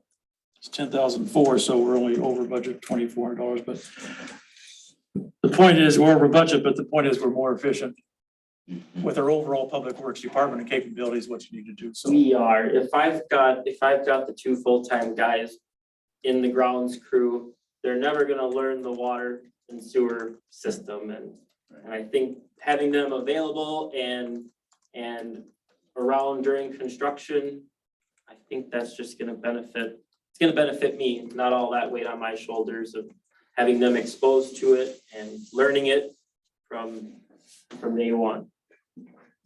just curious, would Kane or Corey be on the third mower then? Jim or Corey, you mean? Because I need a supervisor to watch, you know, to be Jim with or them. Corey? Huh? You said Kane or Corey, do you mean Jim or Corey? That's what I meant. No, Yeah. Jim and Corey. So my goal with all employees is to have them work in a group and also have them work independently. So my goal would be everyone can ride a mower, everyone can ride a truck, drive a truck, everyone can be interchanged. I do agree with you, Ryland, there should be some supervision and depending on our workload, what's going on in the city, I think we can kind of rotate our full-time guys in that position. From what you were saying with both of these candidates, I think that they're pretty independent from what you were getting at anyway, so the supervision should be minor, you know, and as far as that goes from what I'm Right. hearing. Yeah, and that's, I was gonna say the same thing, you know, you're gonna find out right away if you can trust them. And, you know, how much supervision they really need, but based on interviewing both of them, I would say they're pretty trustworthy, both of them. So one more thing I would entertain is that next season, 2023, we offer their employment again. I'm not asking for that approval or anything right now, but the understanding that they would come back next year. Potentially, Makes sense. FYI. So if you look at the difference between 25 and 30 hours for 13 weeks, it's about $2,440 difference, about $188 a week to get those extra 5 hours. And if you think that'd be more beneficial to have the 30 hours, I think that would be okay with the budget wise. Yeah, but it's two people at that. The 25 hours is $5,200, it's 10,400. 13 weeks at 30 hours is 390. Where is my number here? And that's 12,840. Let me just double check that. Yeah, 6240 each. So it's almost $1,000 more per person for 13 weeks. At 30 hours. Correct. Is that what you're saying? At 30 hours, right? Yeah. Yeah. Versus 25. It would be great to have that up to $76 30 amount, but I understand budget and I'm willing to be Well, flexible and. What if you hired them at 25 and say if we can't get it done in 25 hours, to be able to bounce it then up to the 30, if it needed to be 30 hours for that and have that flexibility. The other thing we talked about is rain days and things like that, that you might have. If there's days they can't mow. Yep, there's inside work, there's some inside work, but if we have a week of rain, straight rain, there's potential for days off. But there is potential for inside work during occasional rain days. And they would know that if they're not mowing lawn, they're doing something else. Correct.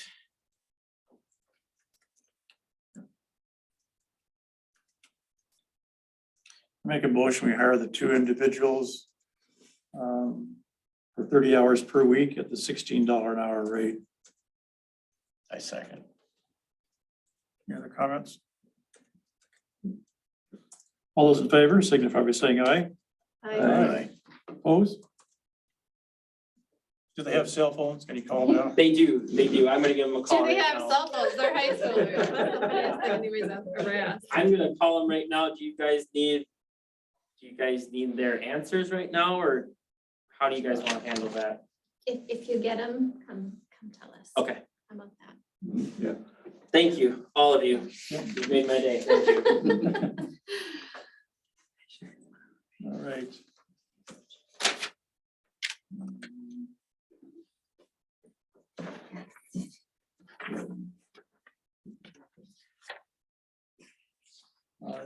FY on Gold Rush.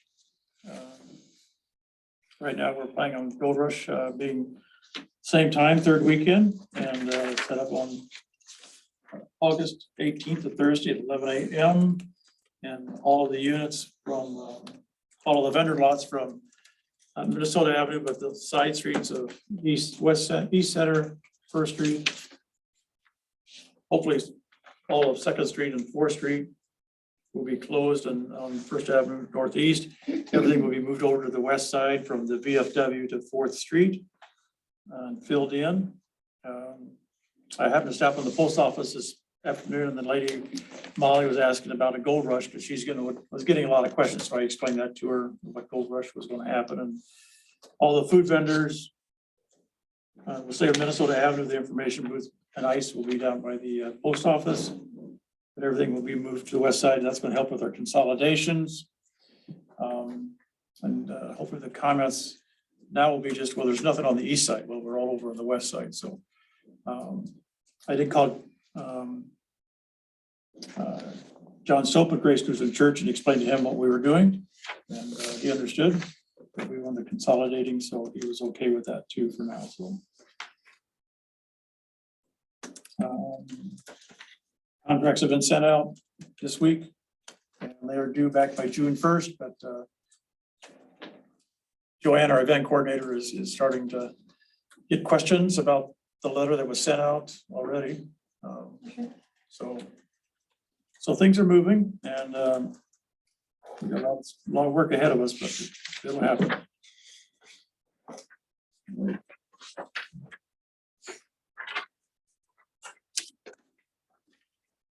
Okay, next item is just, so I'd like to share a few minutes about our last council meeting.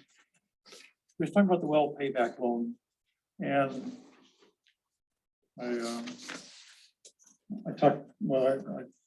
read some text with Lori, but rather than discussing, we discuss it here tonight. So what I'd like to do is just take a few minutes, and the two emails that I referenced reflect my conversation or emails with Geraldine from a discussion that we had back in November about the well payback loan.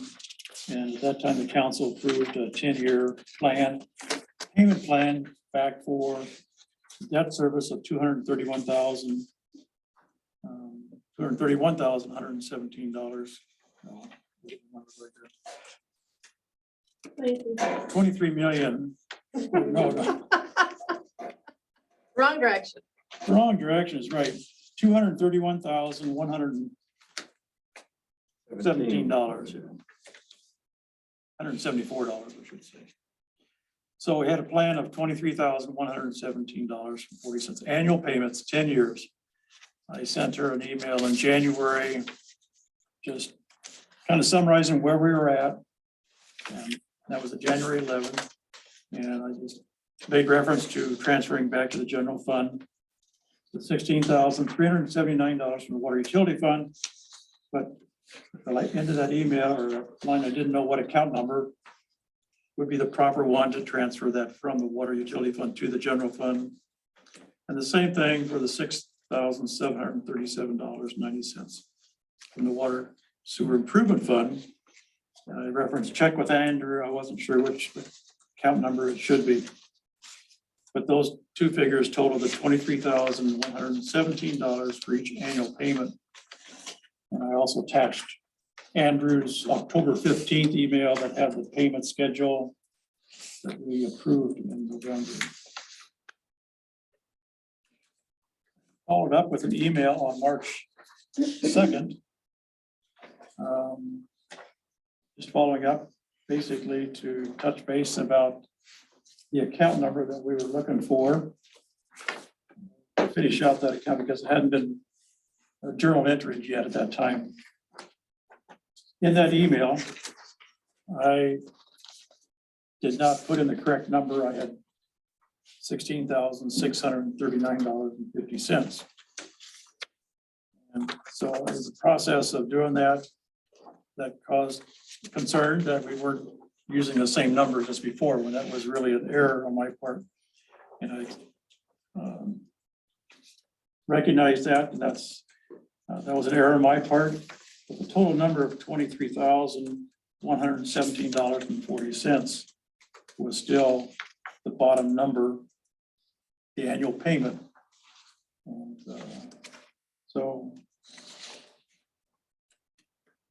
so that's where, if you look at, we go back to my initial summary sheet there, paragraph about both emails, that was a $260 difference in the two numbers for that annual payment.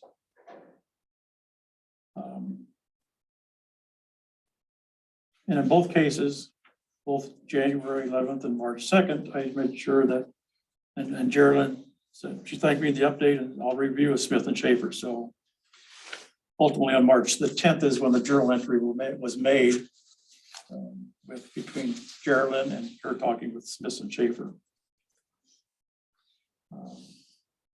So that's what I see what the difference was. And I'm not sure where the $200,000 figure came from, but I don't know if you want to speak to that. No, I had messaged you also. My concern was the back and forth with discussing and telling her, take from this account, do this. She was very confused. And when I brought it up to you saying, I don't understand why you're telling her to do this. She said there's no information about this loan or this payback. I came in and looked through the file cabinets. I couldn't find anything. I had Michelle trying to help me. I had Renee helping, trying to find the information on this loan. Sure. And we couldn't find anything. And so the idea that there's, we're being told, or she's being told, move this money or put this here, use this account.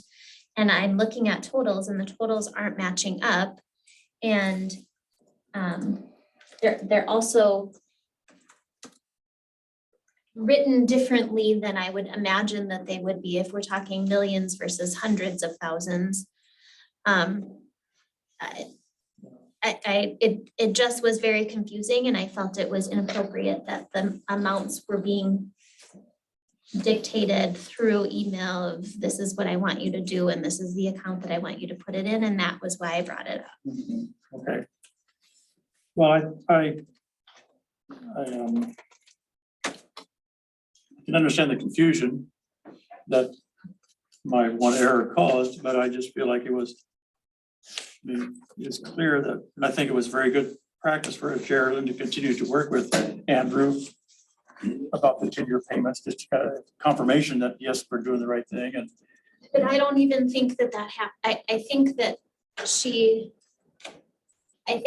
talked to him and finally just said, can we just do this? I don't think that there was ever any real clarification on I'm doing the right thing. It was basically, I have Andrew's approval to do this, and so I know I'm not gonna get in trouble, so this is what I'm gonna do. I don't think that, Whether it was the right thing to do or. I just don't think that I don't think any of us learned anything about where the loan originated or the payback originated. We couldn't find any paperwork. There wasn't any documentation. And she was still unclear that day as to what was going on. And in my opinion, that's how it felt. She said, I have all this documentation. I'm doing what I've been asked to do. I have worked with Andrew on this, and so I'm going to do it. But I don't think that she, and I'm speaking for her based on my opinion of the day, felt that it was. And to me, I agree that the paperwork from the previous, I sent some emails and meeting minutes from 2016 when we were talking about this, but there was nothing, I said there's no documentation. But Anita brought it to our attention from PFA, have you paid your debt service? You haven't paid your debt service, what are you gonna do about it? And so that's when Andrew put together this October 15th email, identifying either we could transfer 163,000 from water and sewer or 67,000 from the water utility fund back, and that's why he gave us this proposal of our annual payments. And to me, that was pretty clear how we could set up our payment schedule.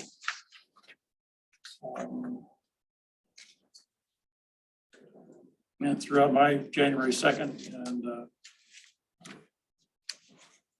January 11th and March 2nd, I continued to refer to those numbers that was approved back in October. So I thought it was pretty clear, but evidently it wasn't. But and then to throw in my missed numbers, I'm sure I confused, didn't change the 23,000 number though. So the $200,000 was an exaggeration of something that was being double checked every time by Smith and Schaefer when Jerry Lynn was talking to him. So that was, I just want to share where I was coming from and why I did what I did. I admit to the error, but in the whole scheme of things, if that number hadn't changed, then it would have just been reaffirmation of what we discovered in November that was finally approved in March, the journal entry. So my question, so I agree, there was never any there wasn't $200,000 that was reported and that was, spoken of. There was not. That's not the case. Okay, so that was a misunderstanding of the last meeting, and it was a misunderstanding in the paper. We know that now. What I do wonder is this was written from Andrew to the mayor and the city of Orinoco. So I'm assuming that went to Geraldine, the city clerk, or I guess I can't remember these now that they were the. Yeah, that's true. Okay, so I'm just wondering, is it? I guess what I'm wondering is, would these be better? Maybe Mike would this be a better as like a meeting quick to discuss something like this? Or is it okay to discuss something like this in email really quickly and expect the clerk to be able to handle it on their own? Is that what I guess going forward, I would like to know, is this something that's an appropriate question for the mayor? Is it a more appropriate question for the clerk to be handled on their own? That's what I And that's a would, fair question. What you don't see in here is the emails between Geraldine and I. Because she was looking for background when this came. Mhm. And prior to this email from Andrew, I had sent an email.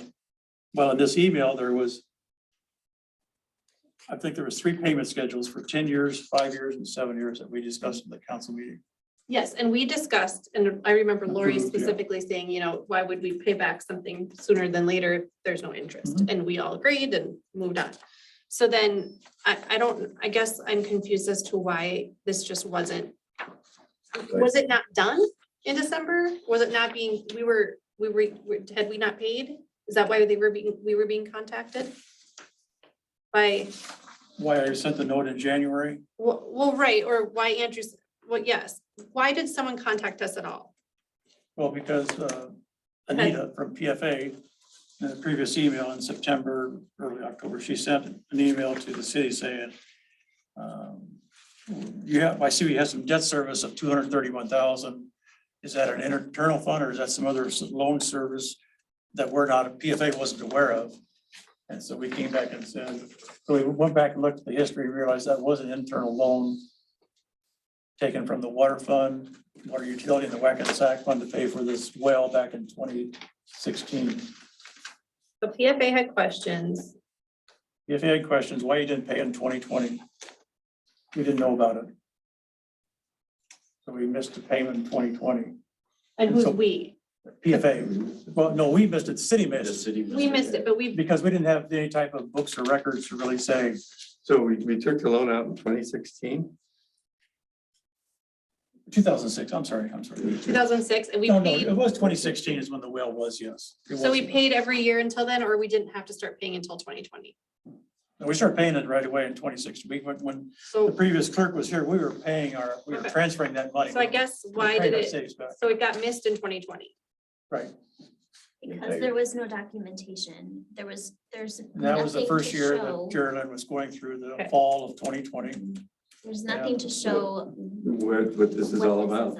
Okay. Yeah, so it makes Wow. sense that it was missed then, if Right. there was no paper trail. And I could see where Geraldine would go, wait a minute, if there's no documentation, there's nothing there. Why would I be paying money to an account that's Mhm. not identified? So, yes, I understand all of this. I think probably a better way of handling it would have been to sit down with the accountant and instead of these confusing emails. I agree. But It was just a water under question the that bridge? hasn't been done in 2 months, a month and a half, so. Again, it's my involvement somewhere I shouldn't have been. Well, it is tricky when the email is directed to you. So that's where it gets hard, because the account is emailing you. They are emailing you saying this is what's happening. So it's hard to not be involved. I would It was carried through to make sure Right. It's not it like wasn't you're being taken care of, because it was correct. a unique situation to say the least. And Now we have documentation or we have some sort of schedule from, She said that she Smith and was. Schaefer set it up for us. Okay. And Carolyn's put the book together. So it's Okay. documented what we have to do in November before the end of the year. So it reflects that in our audit books and everything. And we don't have, just from my understanding, that we don't have the original documentation, we just have documentation forward. You just have It's there payments that we've someplace done where and you that's gotta it, find right? I mean, We don't know where it's at. everyone looked We through. recreated it basically through Andrew and And to be fair, this is a loan that we took out on ourselves and we're paying ourselves back. But it's just one of those things that was discussed at different city council meetings. But then there was no documentation after the fact, Right. but this is where the money. We went back and-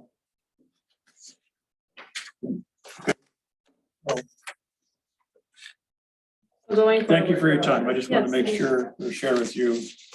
We're, all right. Item on personnel, if somebody wants to speak to this, the new pay scale, training, education, performance, evaluation, you consider.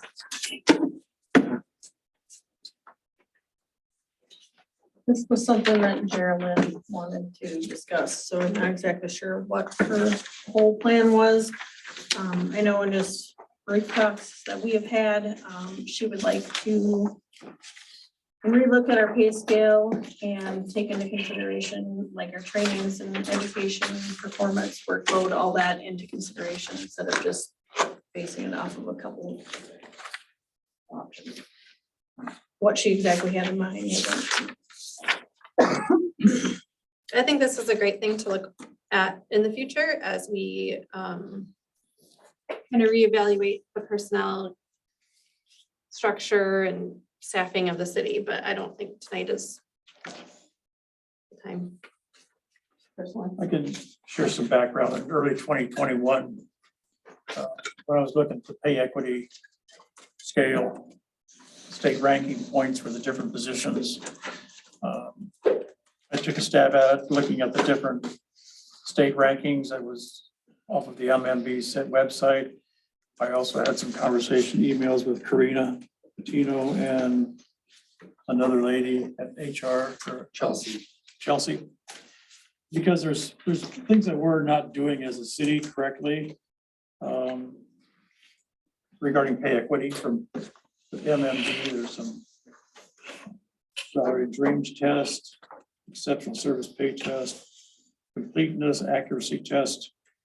There's several things that we should be doing as a city, let alone setting up a pay structure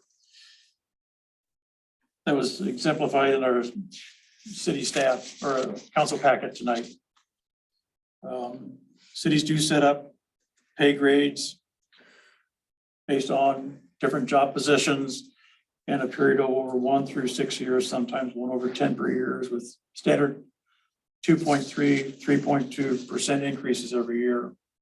And I think that is something we as a city need to be looking at because we are going to expand our workforce and it's necessary to do that because it's very structured. Here it is. It's not this annual review and giving out raises, and we're trying to make sure we stay within pay equity, and it's just very confusing to stay on top of it. HR has, or excuse me, Flattery Hood has HR attorneys that review this on a constant basis. They're specialists, there's experts. Yeah, this is not something you can just put on an agenda and discuss with any base of knowledge. They're not even attorneys, they're accountants that we hire, professionals, paraprofessionals that help the attorneys to do this. So it's something you can do, something you can engage us to do. Now might not be the time to decide to do that, but maybe in the near future, that might be, I think there might be broader personnel issues that you need to look at Right. than just pay equity, but that could be part of it, part of looking at. I would just want to comment once on what was in our packet too. The cities that were looked at were quite a bit larger than Orinoco too. So I think we need to keep in mind, we're at 1,800 and Yoda's 2006, Living Prairies 2000, Kenyon is 1,900, Rushford is 1,900.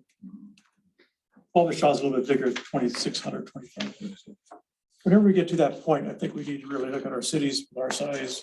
There's going to be growth, but for the immediate future, I think we need to keep in perspective.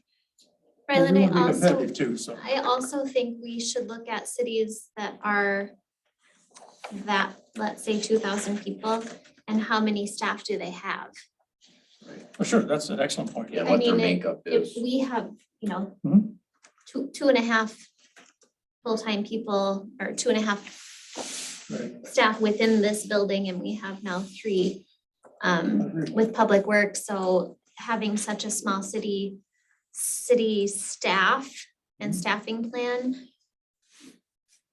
I mean, And I think staffing mix is something to look at as well. But one question I would have, so Mike, this came from you? Or did this come from you, right? It might have come from us 2 years ago. Oh, okay. I see what it is. Jared, unless you Oh, know. Yeah, 2022. Marilyn had it, I don't know where she That's is. the Oh, okay. Caledonia one. Okay, I was just wondering what the steps really mean. Are those years? So we don't have to discuss it now, but so just so I'm clear, this wasn't something that was asked by the council to put on the agenda? Right? Okay. Okay. It'd be nice to start something here soon, because should be looking at budgets this summer. I think it's incredibly, I think it would be incredibly useful to really take a really good look at our staffing and personnel structure for the city and get some new policies in place.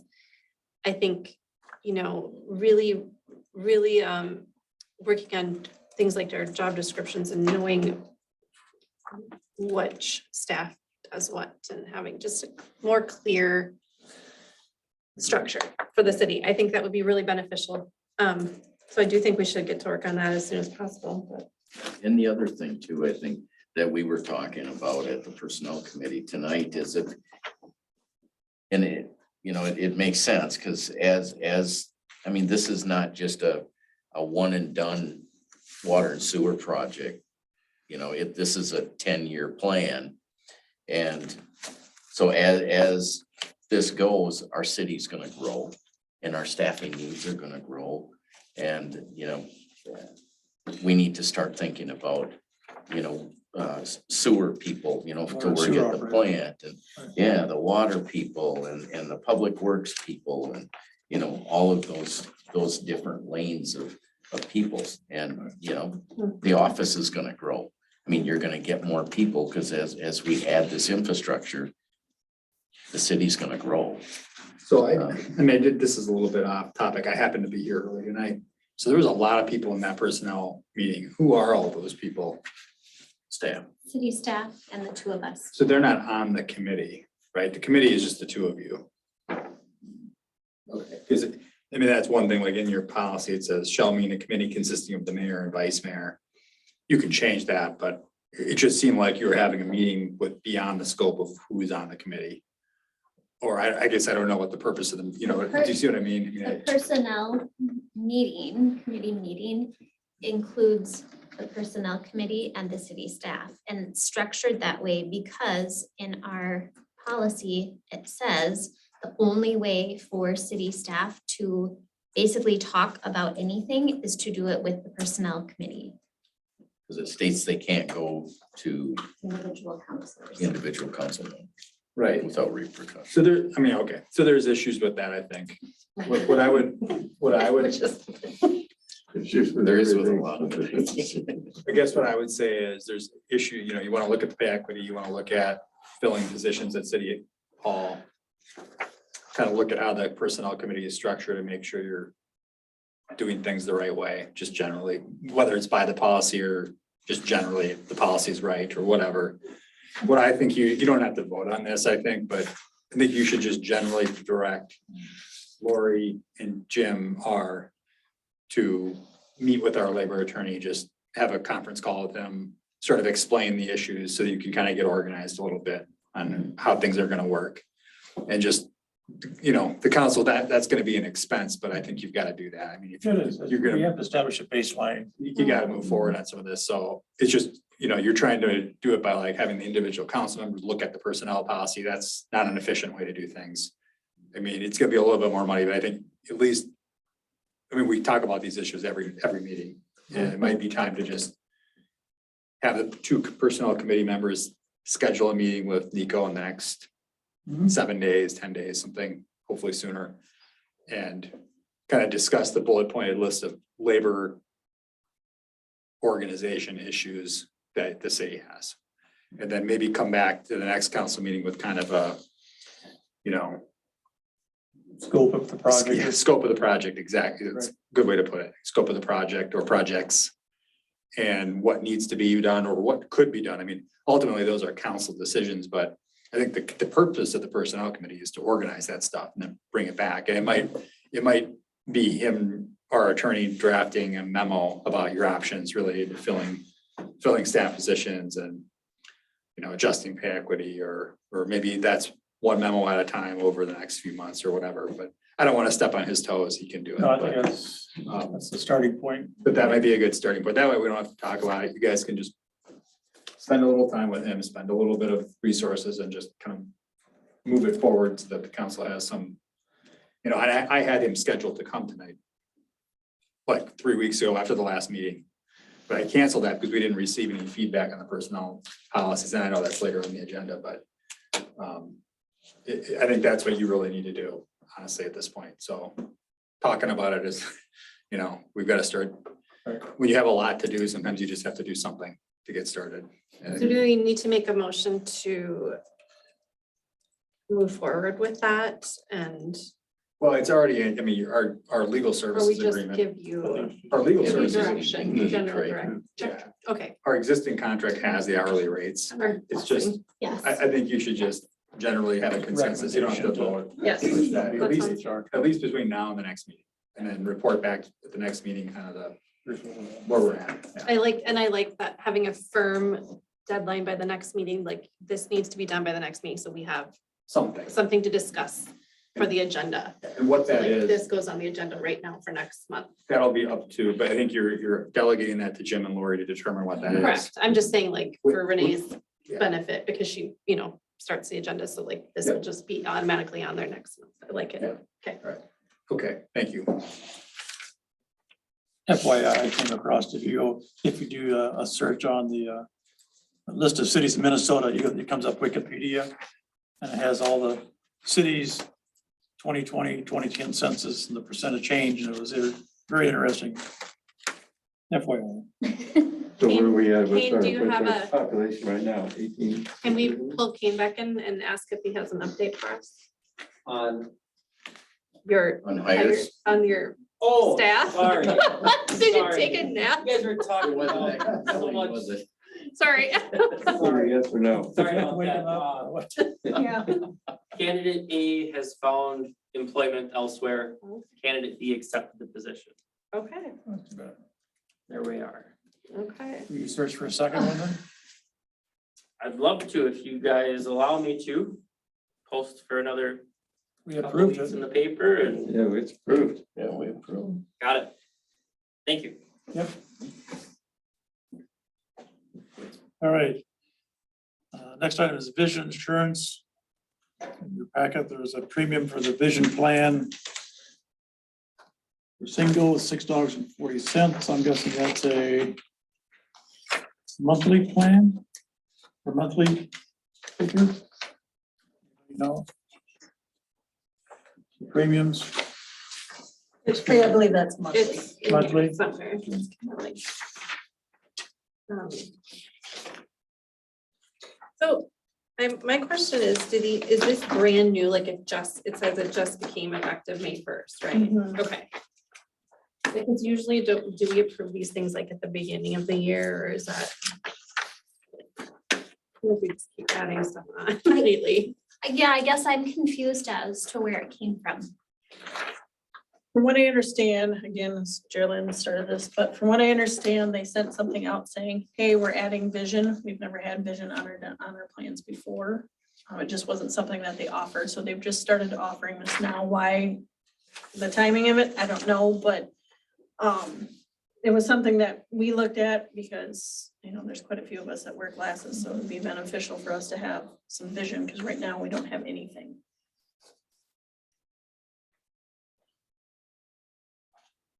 so we have, from a budget standpoint, is this something we'd make effective now or wait for 2023 budget? Well, I have a few questions. So is it something that you can pay for on your own, or is it something that the city, are you asking the city to pay the premium for you? I believe she was asking for the city to pay that portion. But again, I'm only guessing. I mean, it's a really low number. I just, It, Well, and this, I'm just a little bit confused because there's a February 15th, 2022. And then that's when the email was sent. We tabled this last month. I think this original one was the 14th and And then we, okay. must have asked. But then it came in too late to be on February's. We put it on March's and then we had to table it because we had too much on the agenda and now it's coming back. So that's why. So is this what, I guess, we pay the premium per month? Is this a monthly? Do we know? I believe so. I believe they were monthly costs because that's how we pay for all of them. Right, and would it make more sense budget wise to put this in the budget for next year? I don't know. How do we handle things that come up In in the the middle of case the of year? Jim doesn't wear glasses. Corey doesn't wear glasses. Kane doesn't wear glasses. Down to Say let them. you as a family. Caravan. As a family or not? So is this something? What I'm thinking is just, I'm just the impact of the. It's not very Just much have of an impact. $30 a month for two people, that's, $360 for a vision, if I look at it right. So there's no singles and maybe two families per month. If the city decide to pay, it'd be $30.66 or for 12 months. But for the rest of the month, for the rest of the year, it'd be $200 or something like that. For 3/4 of a year.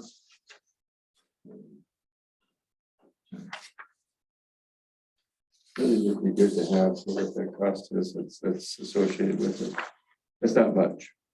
With what? This is not much. I agree that. No, It's minimal.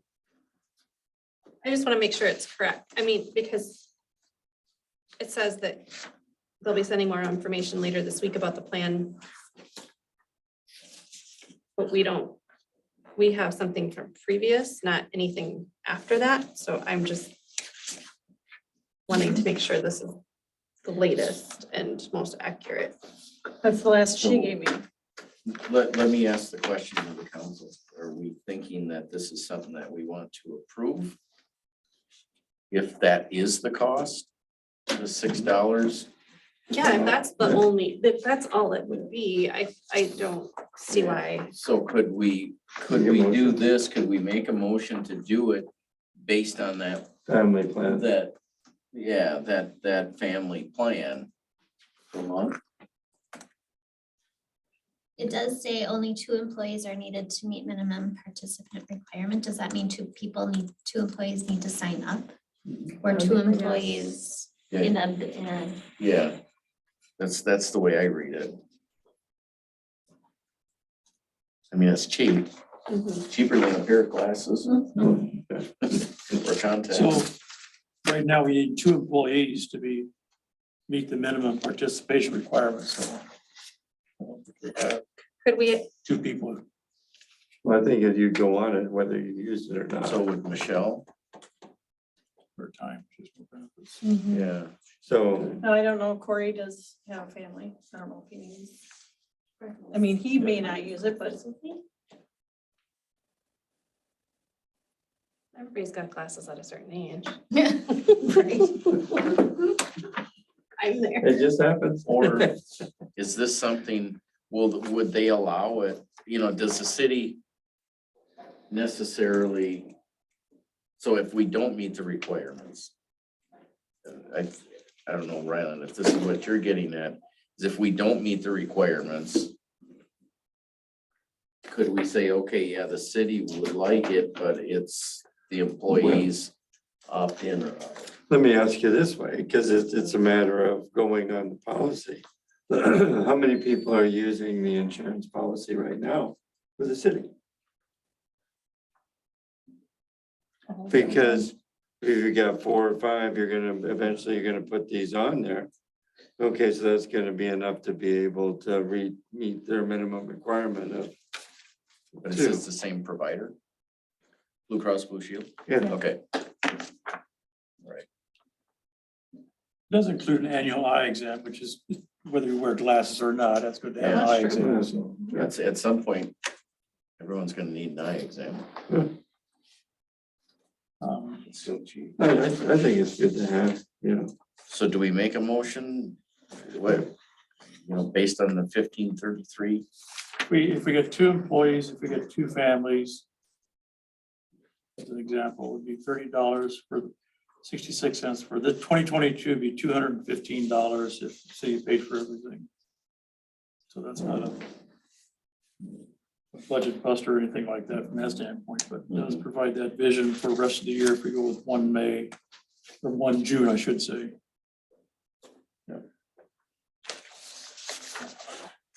Okay. I think it's a good benefit. Yeah. I think so too. I make a motion that we, what is that? If Are we meet the minimum accepting it, requirement. or? We add a vision. Yeah, that we add vision, affordable vision to the employee medical plans or a benefit plan, Well, but, 1533 per month. as Blue Cross Blue Shield or whatever, to at least From, the plan being from Blue Cross Blue Shield, be second. If we meet the minimum requirement. if we meet minimum Employee requirement. I second that. So up to 1533 a month Yes, yeah. Per employee. per employee, No, that's per family. per family. That's per family, you're right. Yes, but it's per employee. Yeah, Right. right. Per employee's family. For the family plan. Motion from Jim Richards and the council, or second from Second. Jim Phillips. Oh.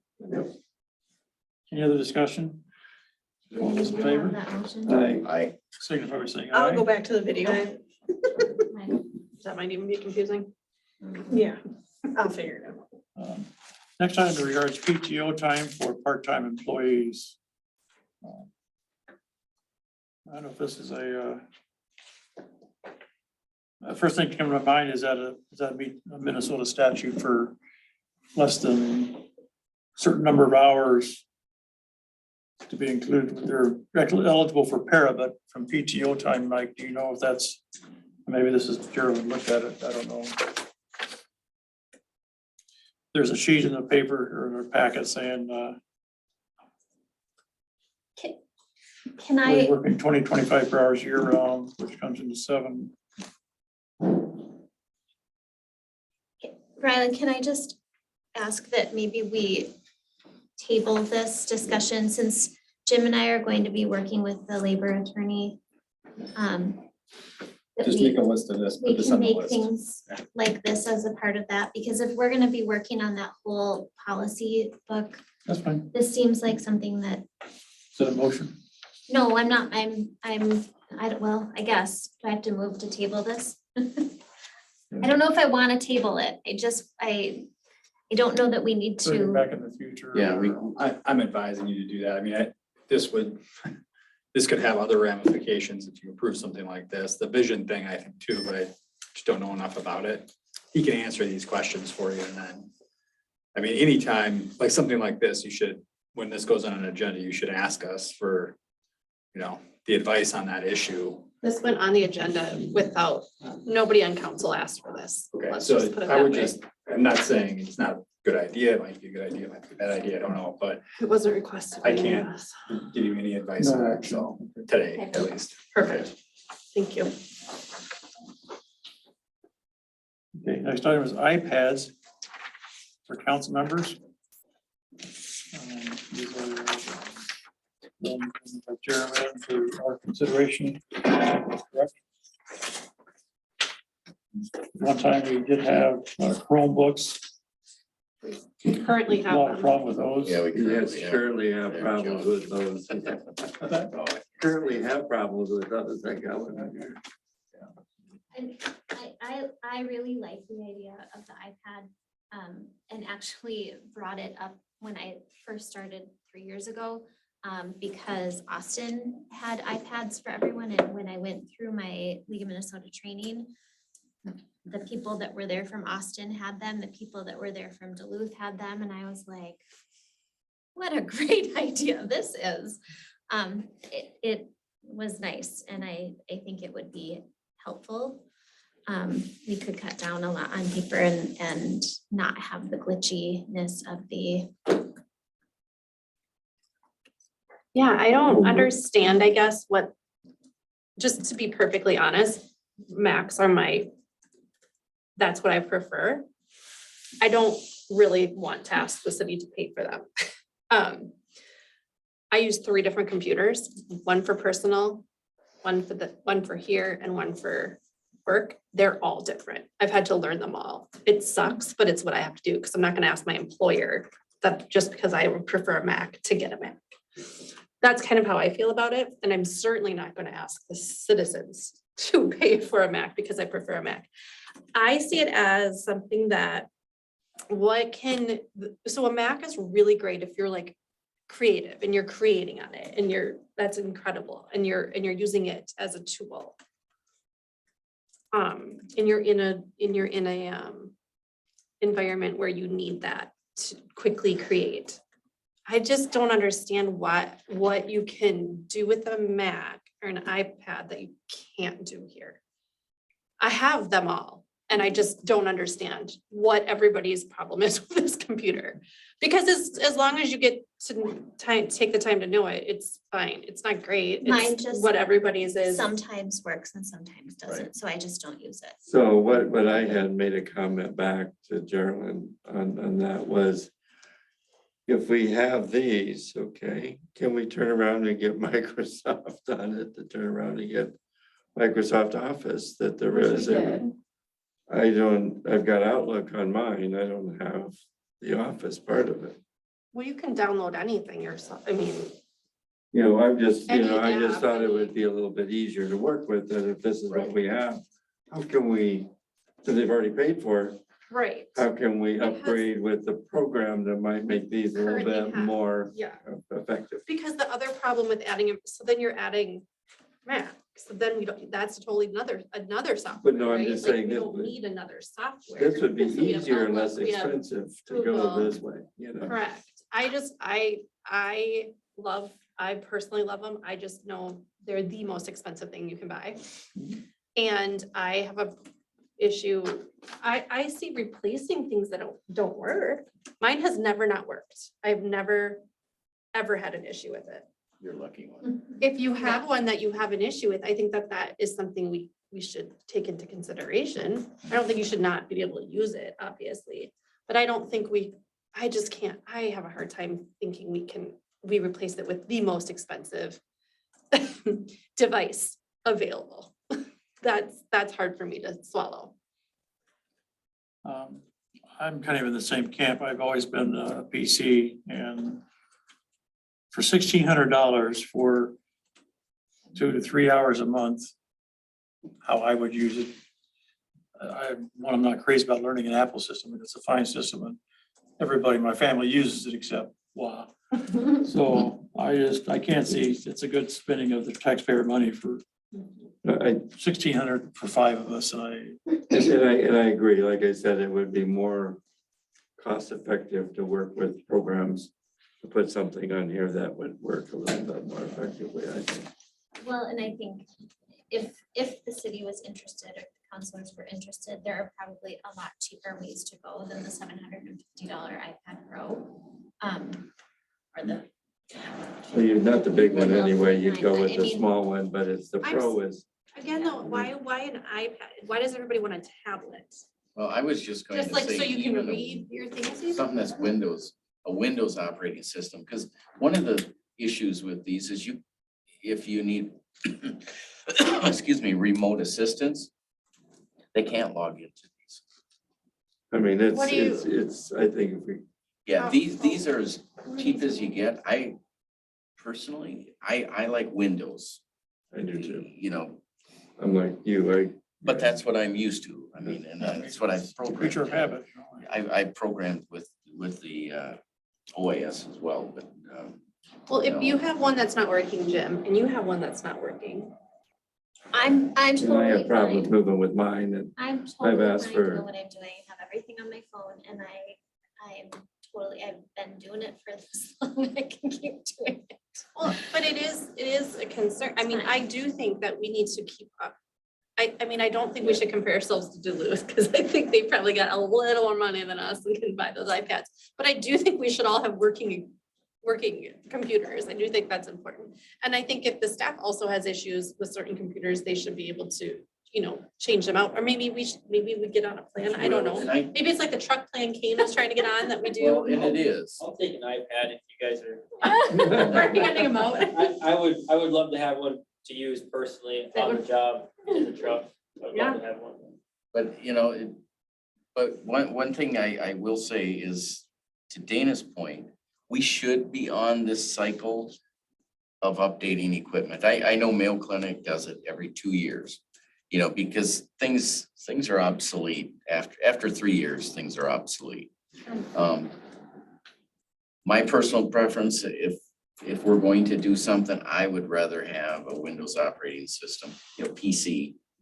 Something that we can, It makes that we're all sense, 'cause- familiar with. I like the idea of an iPad. I'd be the first one to say it, but I don't think for would us to do it, yeah, I would rather have a Windows. I think PC. this, well, and what This does the is city not. use? We're all using the same thing. Because one thing that has been an issue when I take notes and I'm using Google Docs, then you have to, Yeah, not that it's a big deal, but you have to convert it. Oh, it's a big deal. It, But I think if we update, because this is bottom of the barrel in terms of, to me, you just barely can call that a laptop. well, I think they're, But I don't know if I don't think it the is a original laptop. plan was to have PCs. I heard at one time it was, and this is what the result was. But so I would just say, if we're going to rotate things, I would be in favor of anything other than that. So Agreed. to kind of summarize where we're going here or not going.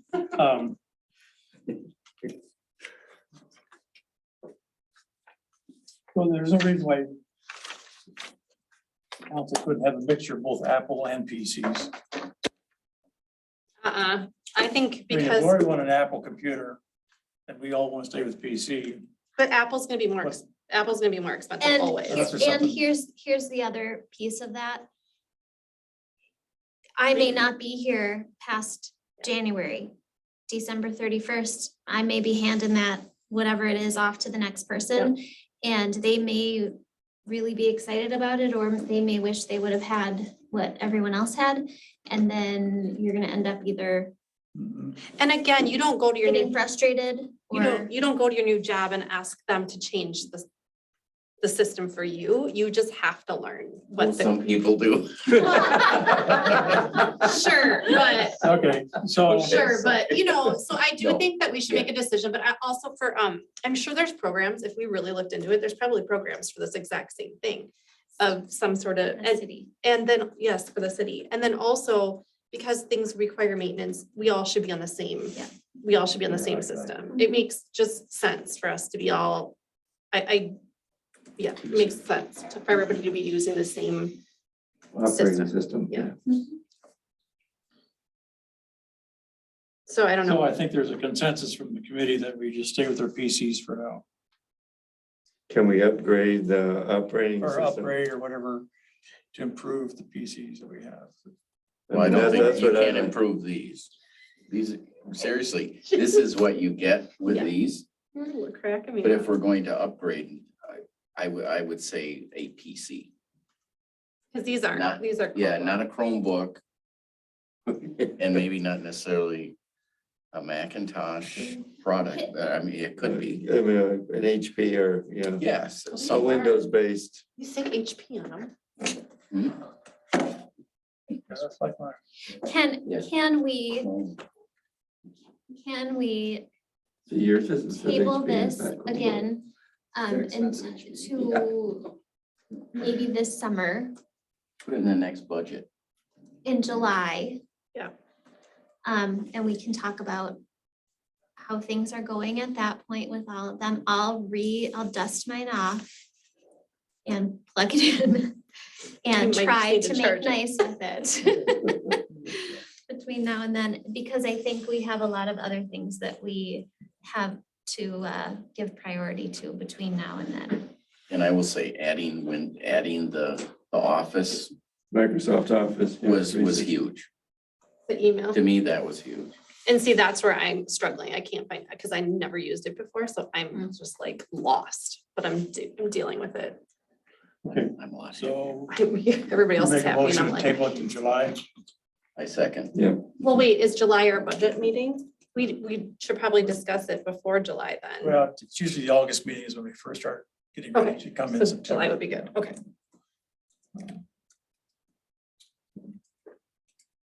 Yeah, Lori and Jim Richards. Any other comments?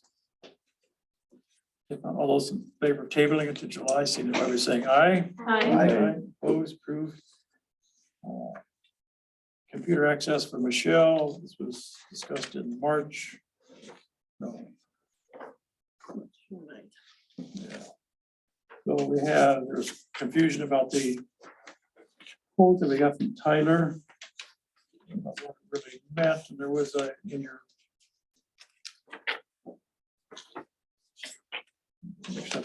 They're just some of the things we can figure out what this was. summary of, It was that extra $500. Yeah, it was the professional services. And the software was $750, professional service, another $500 for the $550. Yeah, so that $500 is for our ongoing training. So if we have any problems and we need to call in and get help, that's what that $500 is for. So was that a one-time? or It's a was it one-time, yeah, well, Per yearly, person. yep. So it's one time and you don't pay it every year or you pay it every year? Says it's a one-time fee, but it's also billed as incurred. So this may end up being $250. It just depends on how many of the 4 hours, 4 service hours are utilized. So if you use all 4 of your service hours, it's gonna cost $500. Okay. And that's what we talked about last time, since you are all there. So what she'll be doing on it, likely you won't need those service calls because you've already been doing that. So you'll be able to. Good, yes. So Unless she ends up with some issue on her computer Sure, that needs to be fixed, but yeah, but that wouldn't even be, I don't think it would take 4 hours. I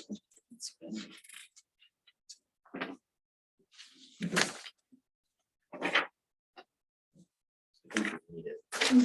so I know we need it. I want to make a motion. to review them. I don't know why I have two different. Not all make a motion. Oh, go ahead. I'm gonna make a motion that we approve the quote that there is for software and services. I second that motion. It's a one-time fee and an annual. It's $188 a year, I think, if I read it right? Yep. Okay. Any other comments? All those in favor, signify by saying aye. Aye. Aye. I approve. Renee, how quickly can that happen? I believe she's got it set up Okay, for tomorrow. okay, good.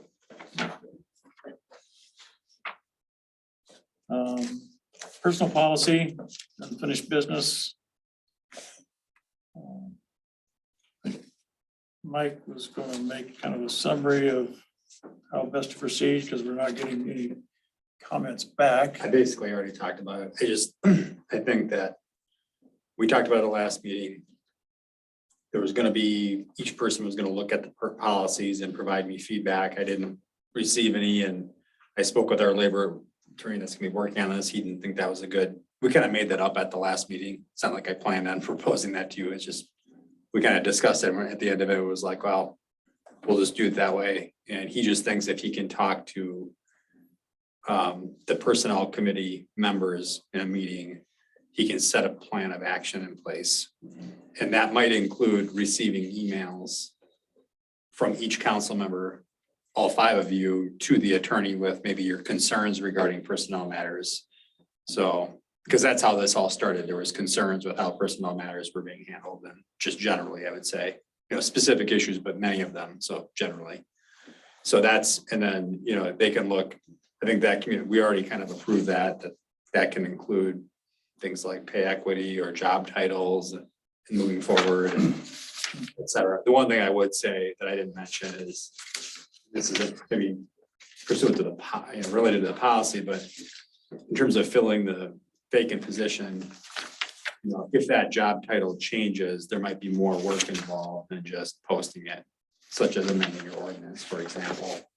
So, but that's a council decision. So, time is kind of the essence. So I'm gonna let Nico just do the work and he's just gonna handle it. But I mean, there might be a need for a special meeting between now and the next regular meeting. Just, you don't have to schedule it. I'm just putting that out there. But if there needs to be something done to, get things moving quickly, because it's important that you move quickly, that might be possible.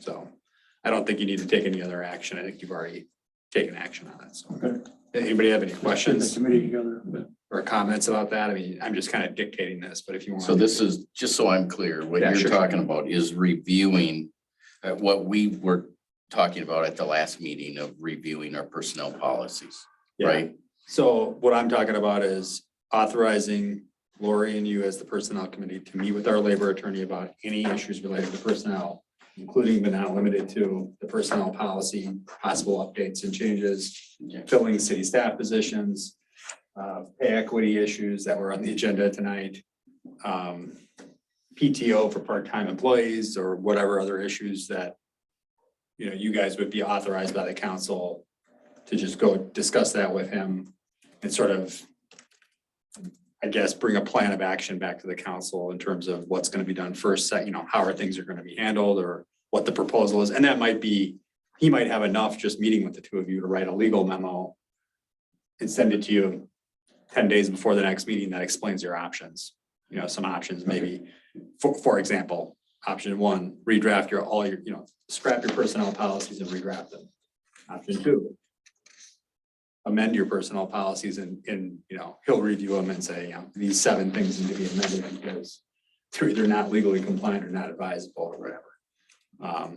Or option 3, maybe do training, staff training a little bit. Or personnel committee training about how to operate the committee and that sort of thing. There could be other options in that, but that's just an example. Yeah. So he'll kind of communicate with you guys about it, about the issues that have been going on and just try to set the ship straight and start moving forward on all those issues, including filling the vacant position. So that would be, and typically, so that would typically be the administrator that does that. You don't have an administrator. So, it would be normal for the council to appoint an ad hoc committee to handle something like if you did have an administrator and they resigned, you would appoint an ad hoc committee, but you have a standing personnel committee in the city pursuant to your policy. So you guys can just do that. You just can't meet with a quorum, but you don't have a quorum, so it should be okay. That's why I'm suggesting the other option is to have him come to the meeting tonight, which I had him scheduled to do. I talked to Lori about it today, and I just don't think that's the best use of your resources. I think you got to move a little quicker and. And I think we've had conversation today too, and I think, we already have some things on Ideas. our mental lists as Correct. to what we want to cover. And so instead of hashing out here, just Yeah, talk to him, work through it, get a plan, bring the plan back, have him do the memos for you to direct council, give him options and just move things a little quicker. I gave him the heads up that there's gonna be some work to do this month on it. So Okay. he's got him and then we assigned a secondary attorney to make sure we get the work done quickly and move through it and okay. help you out. So I need to get a copy of our handbook / policies. It's in you don't have a big fat black binder? It was in the packet last Hmm? for March. Oh, that one. Yeah, You yeah, have a yeah. big binder. That's all of them. That one has like, Oh, I was thinking we had. oh, a no. lot of We them. do. Oh, okay. all right, I got it. You're all emailed to you right now. all right, thanks, Mike. That time was National Night Out.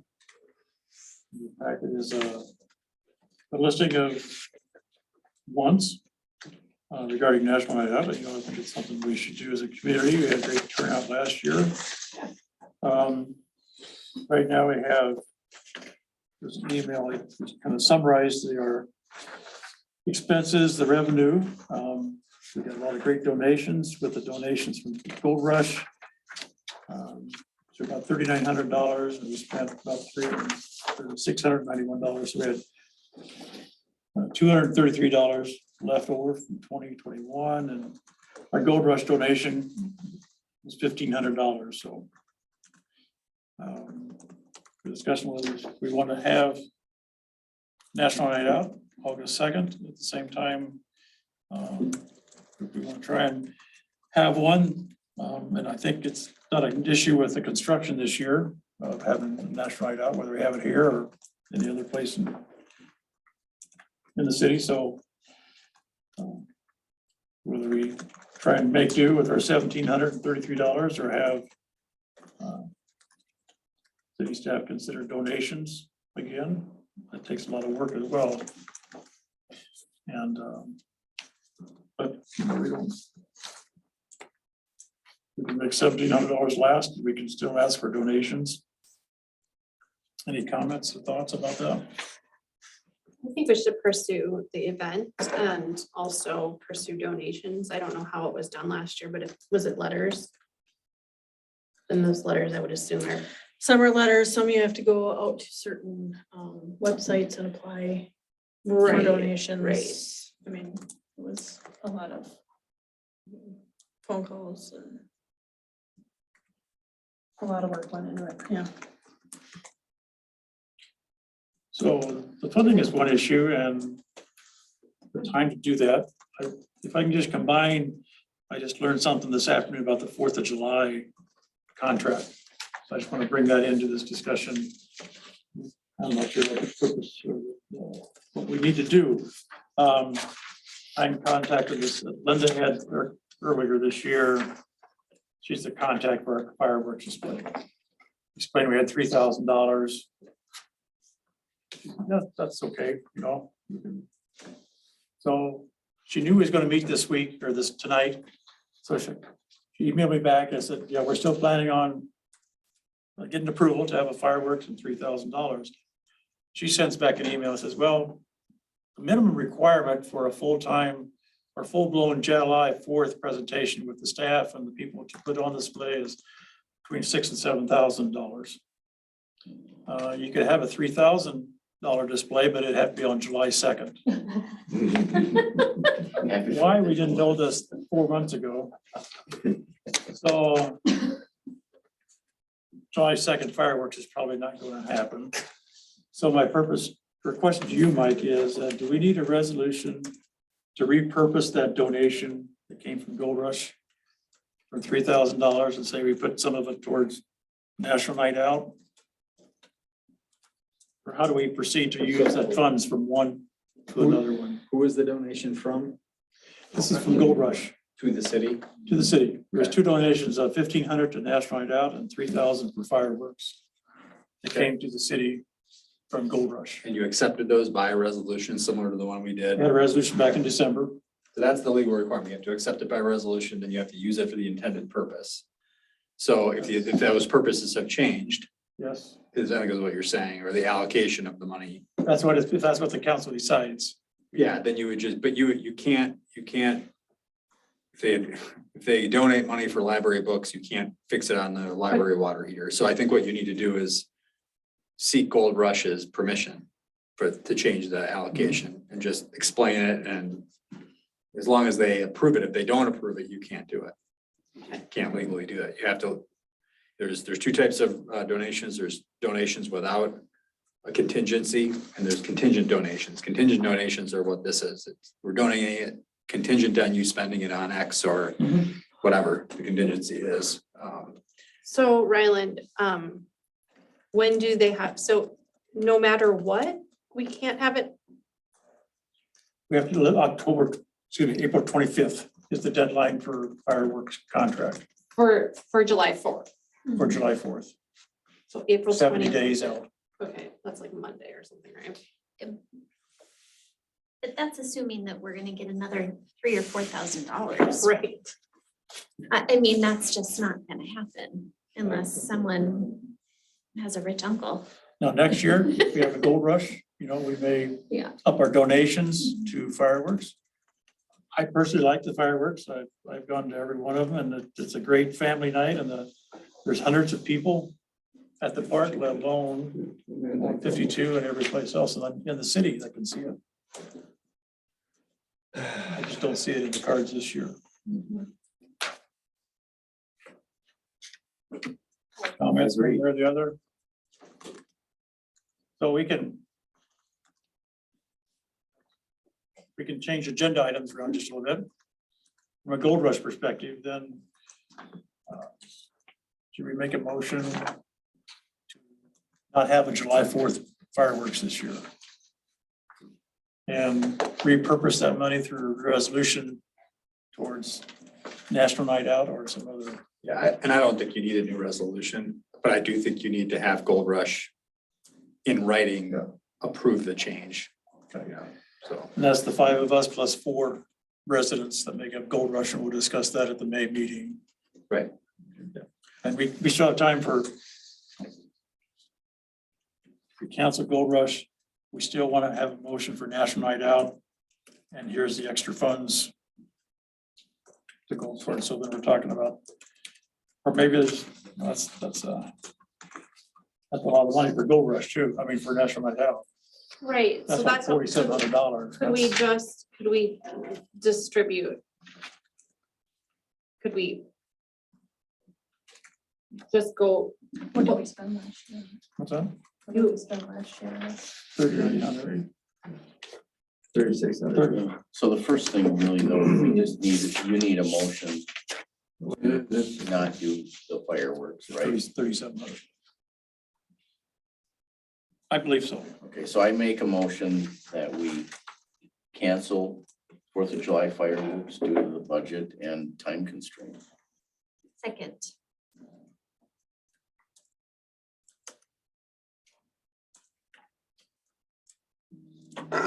I think that's a very wise decision because it's just funding wasn't there and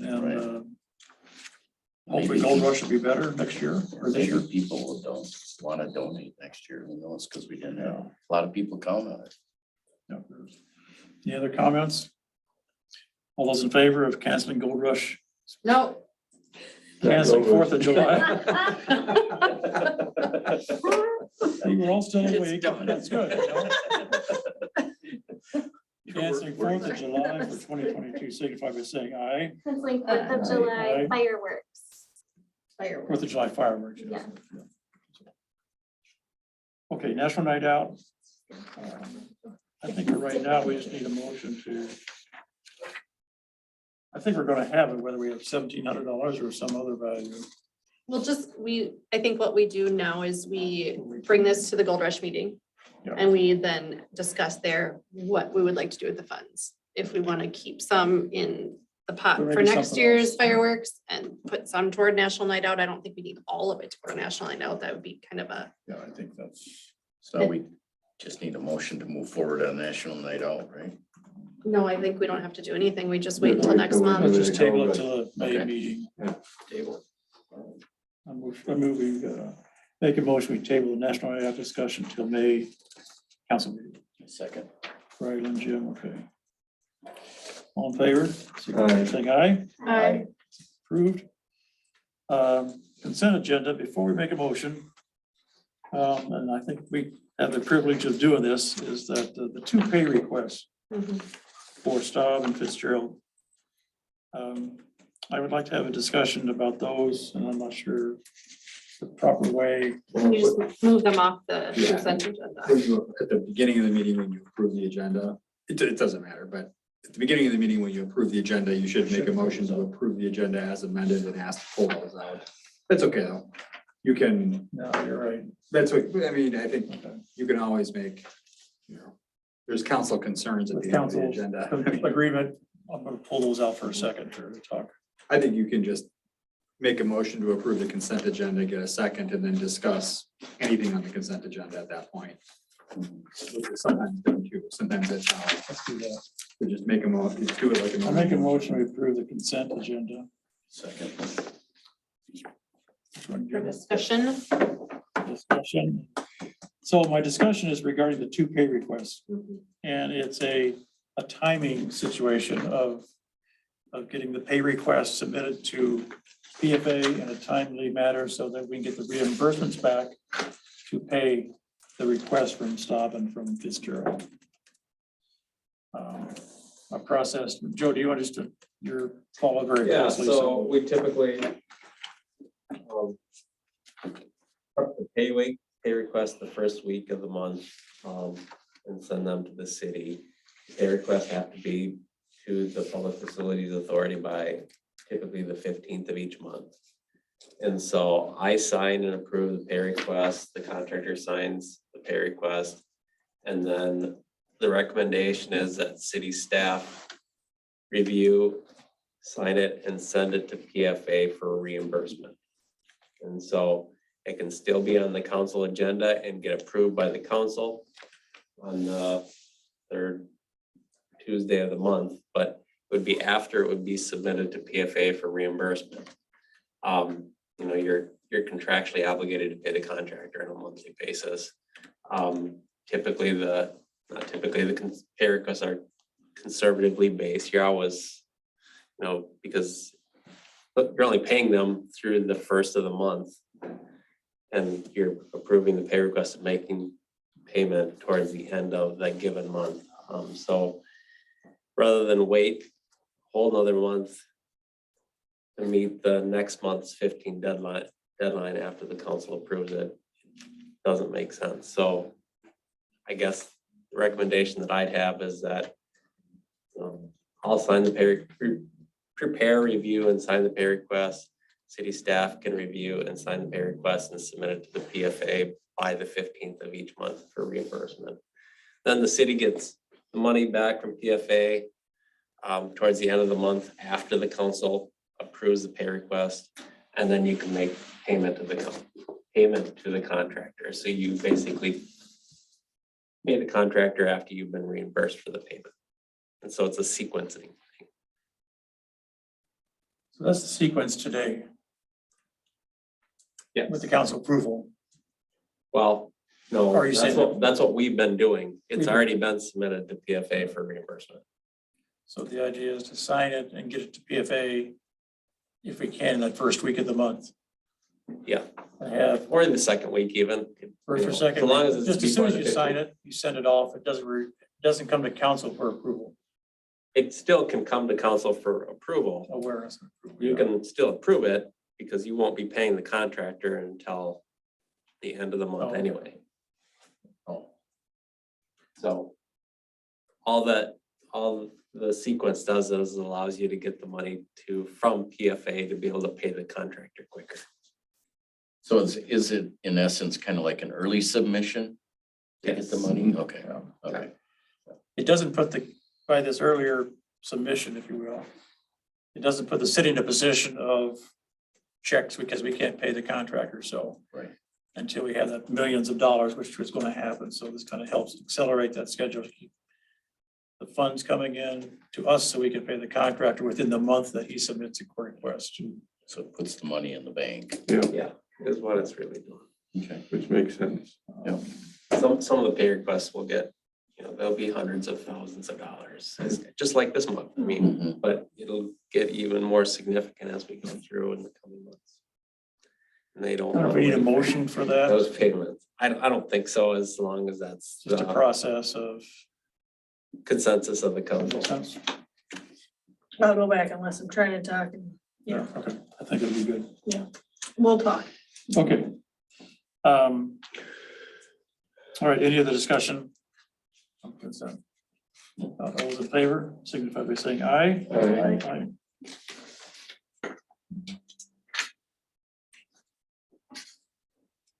Pulling this stuff into the consent agenda is a good idea. I'm glad we did that. I noticed that we didn't have any financials. No, with Jalen being pulled for jury duty, I didn't have a chance to get those from her. Yeah, last Thursday. Did she have to actually go? Yeah. Make a motion, meeting adjourned at 9:24. Second. Any other comments? Thank you very much. All in favor, signify by saying aye. Aye. Aye. It's approved, meeting adjourned at 9:25. Years ago, okay. I should have written my dad's phone. Yeah. Which was a canning murder. Ryland, hopefully. Okay. Rochester? No, You wanna this was get out in together? California. California. Yeah, on the Yeah. third strike.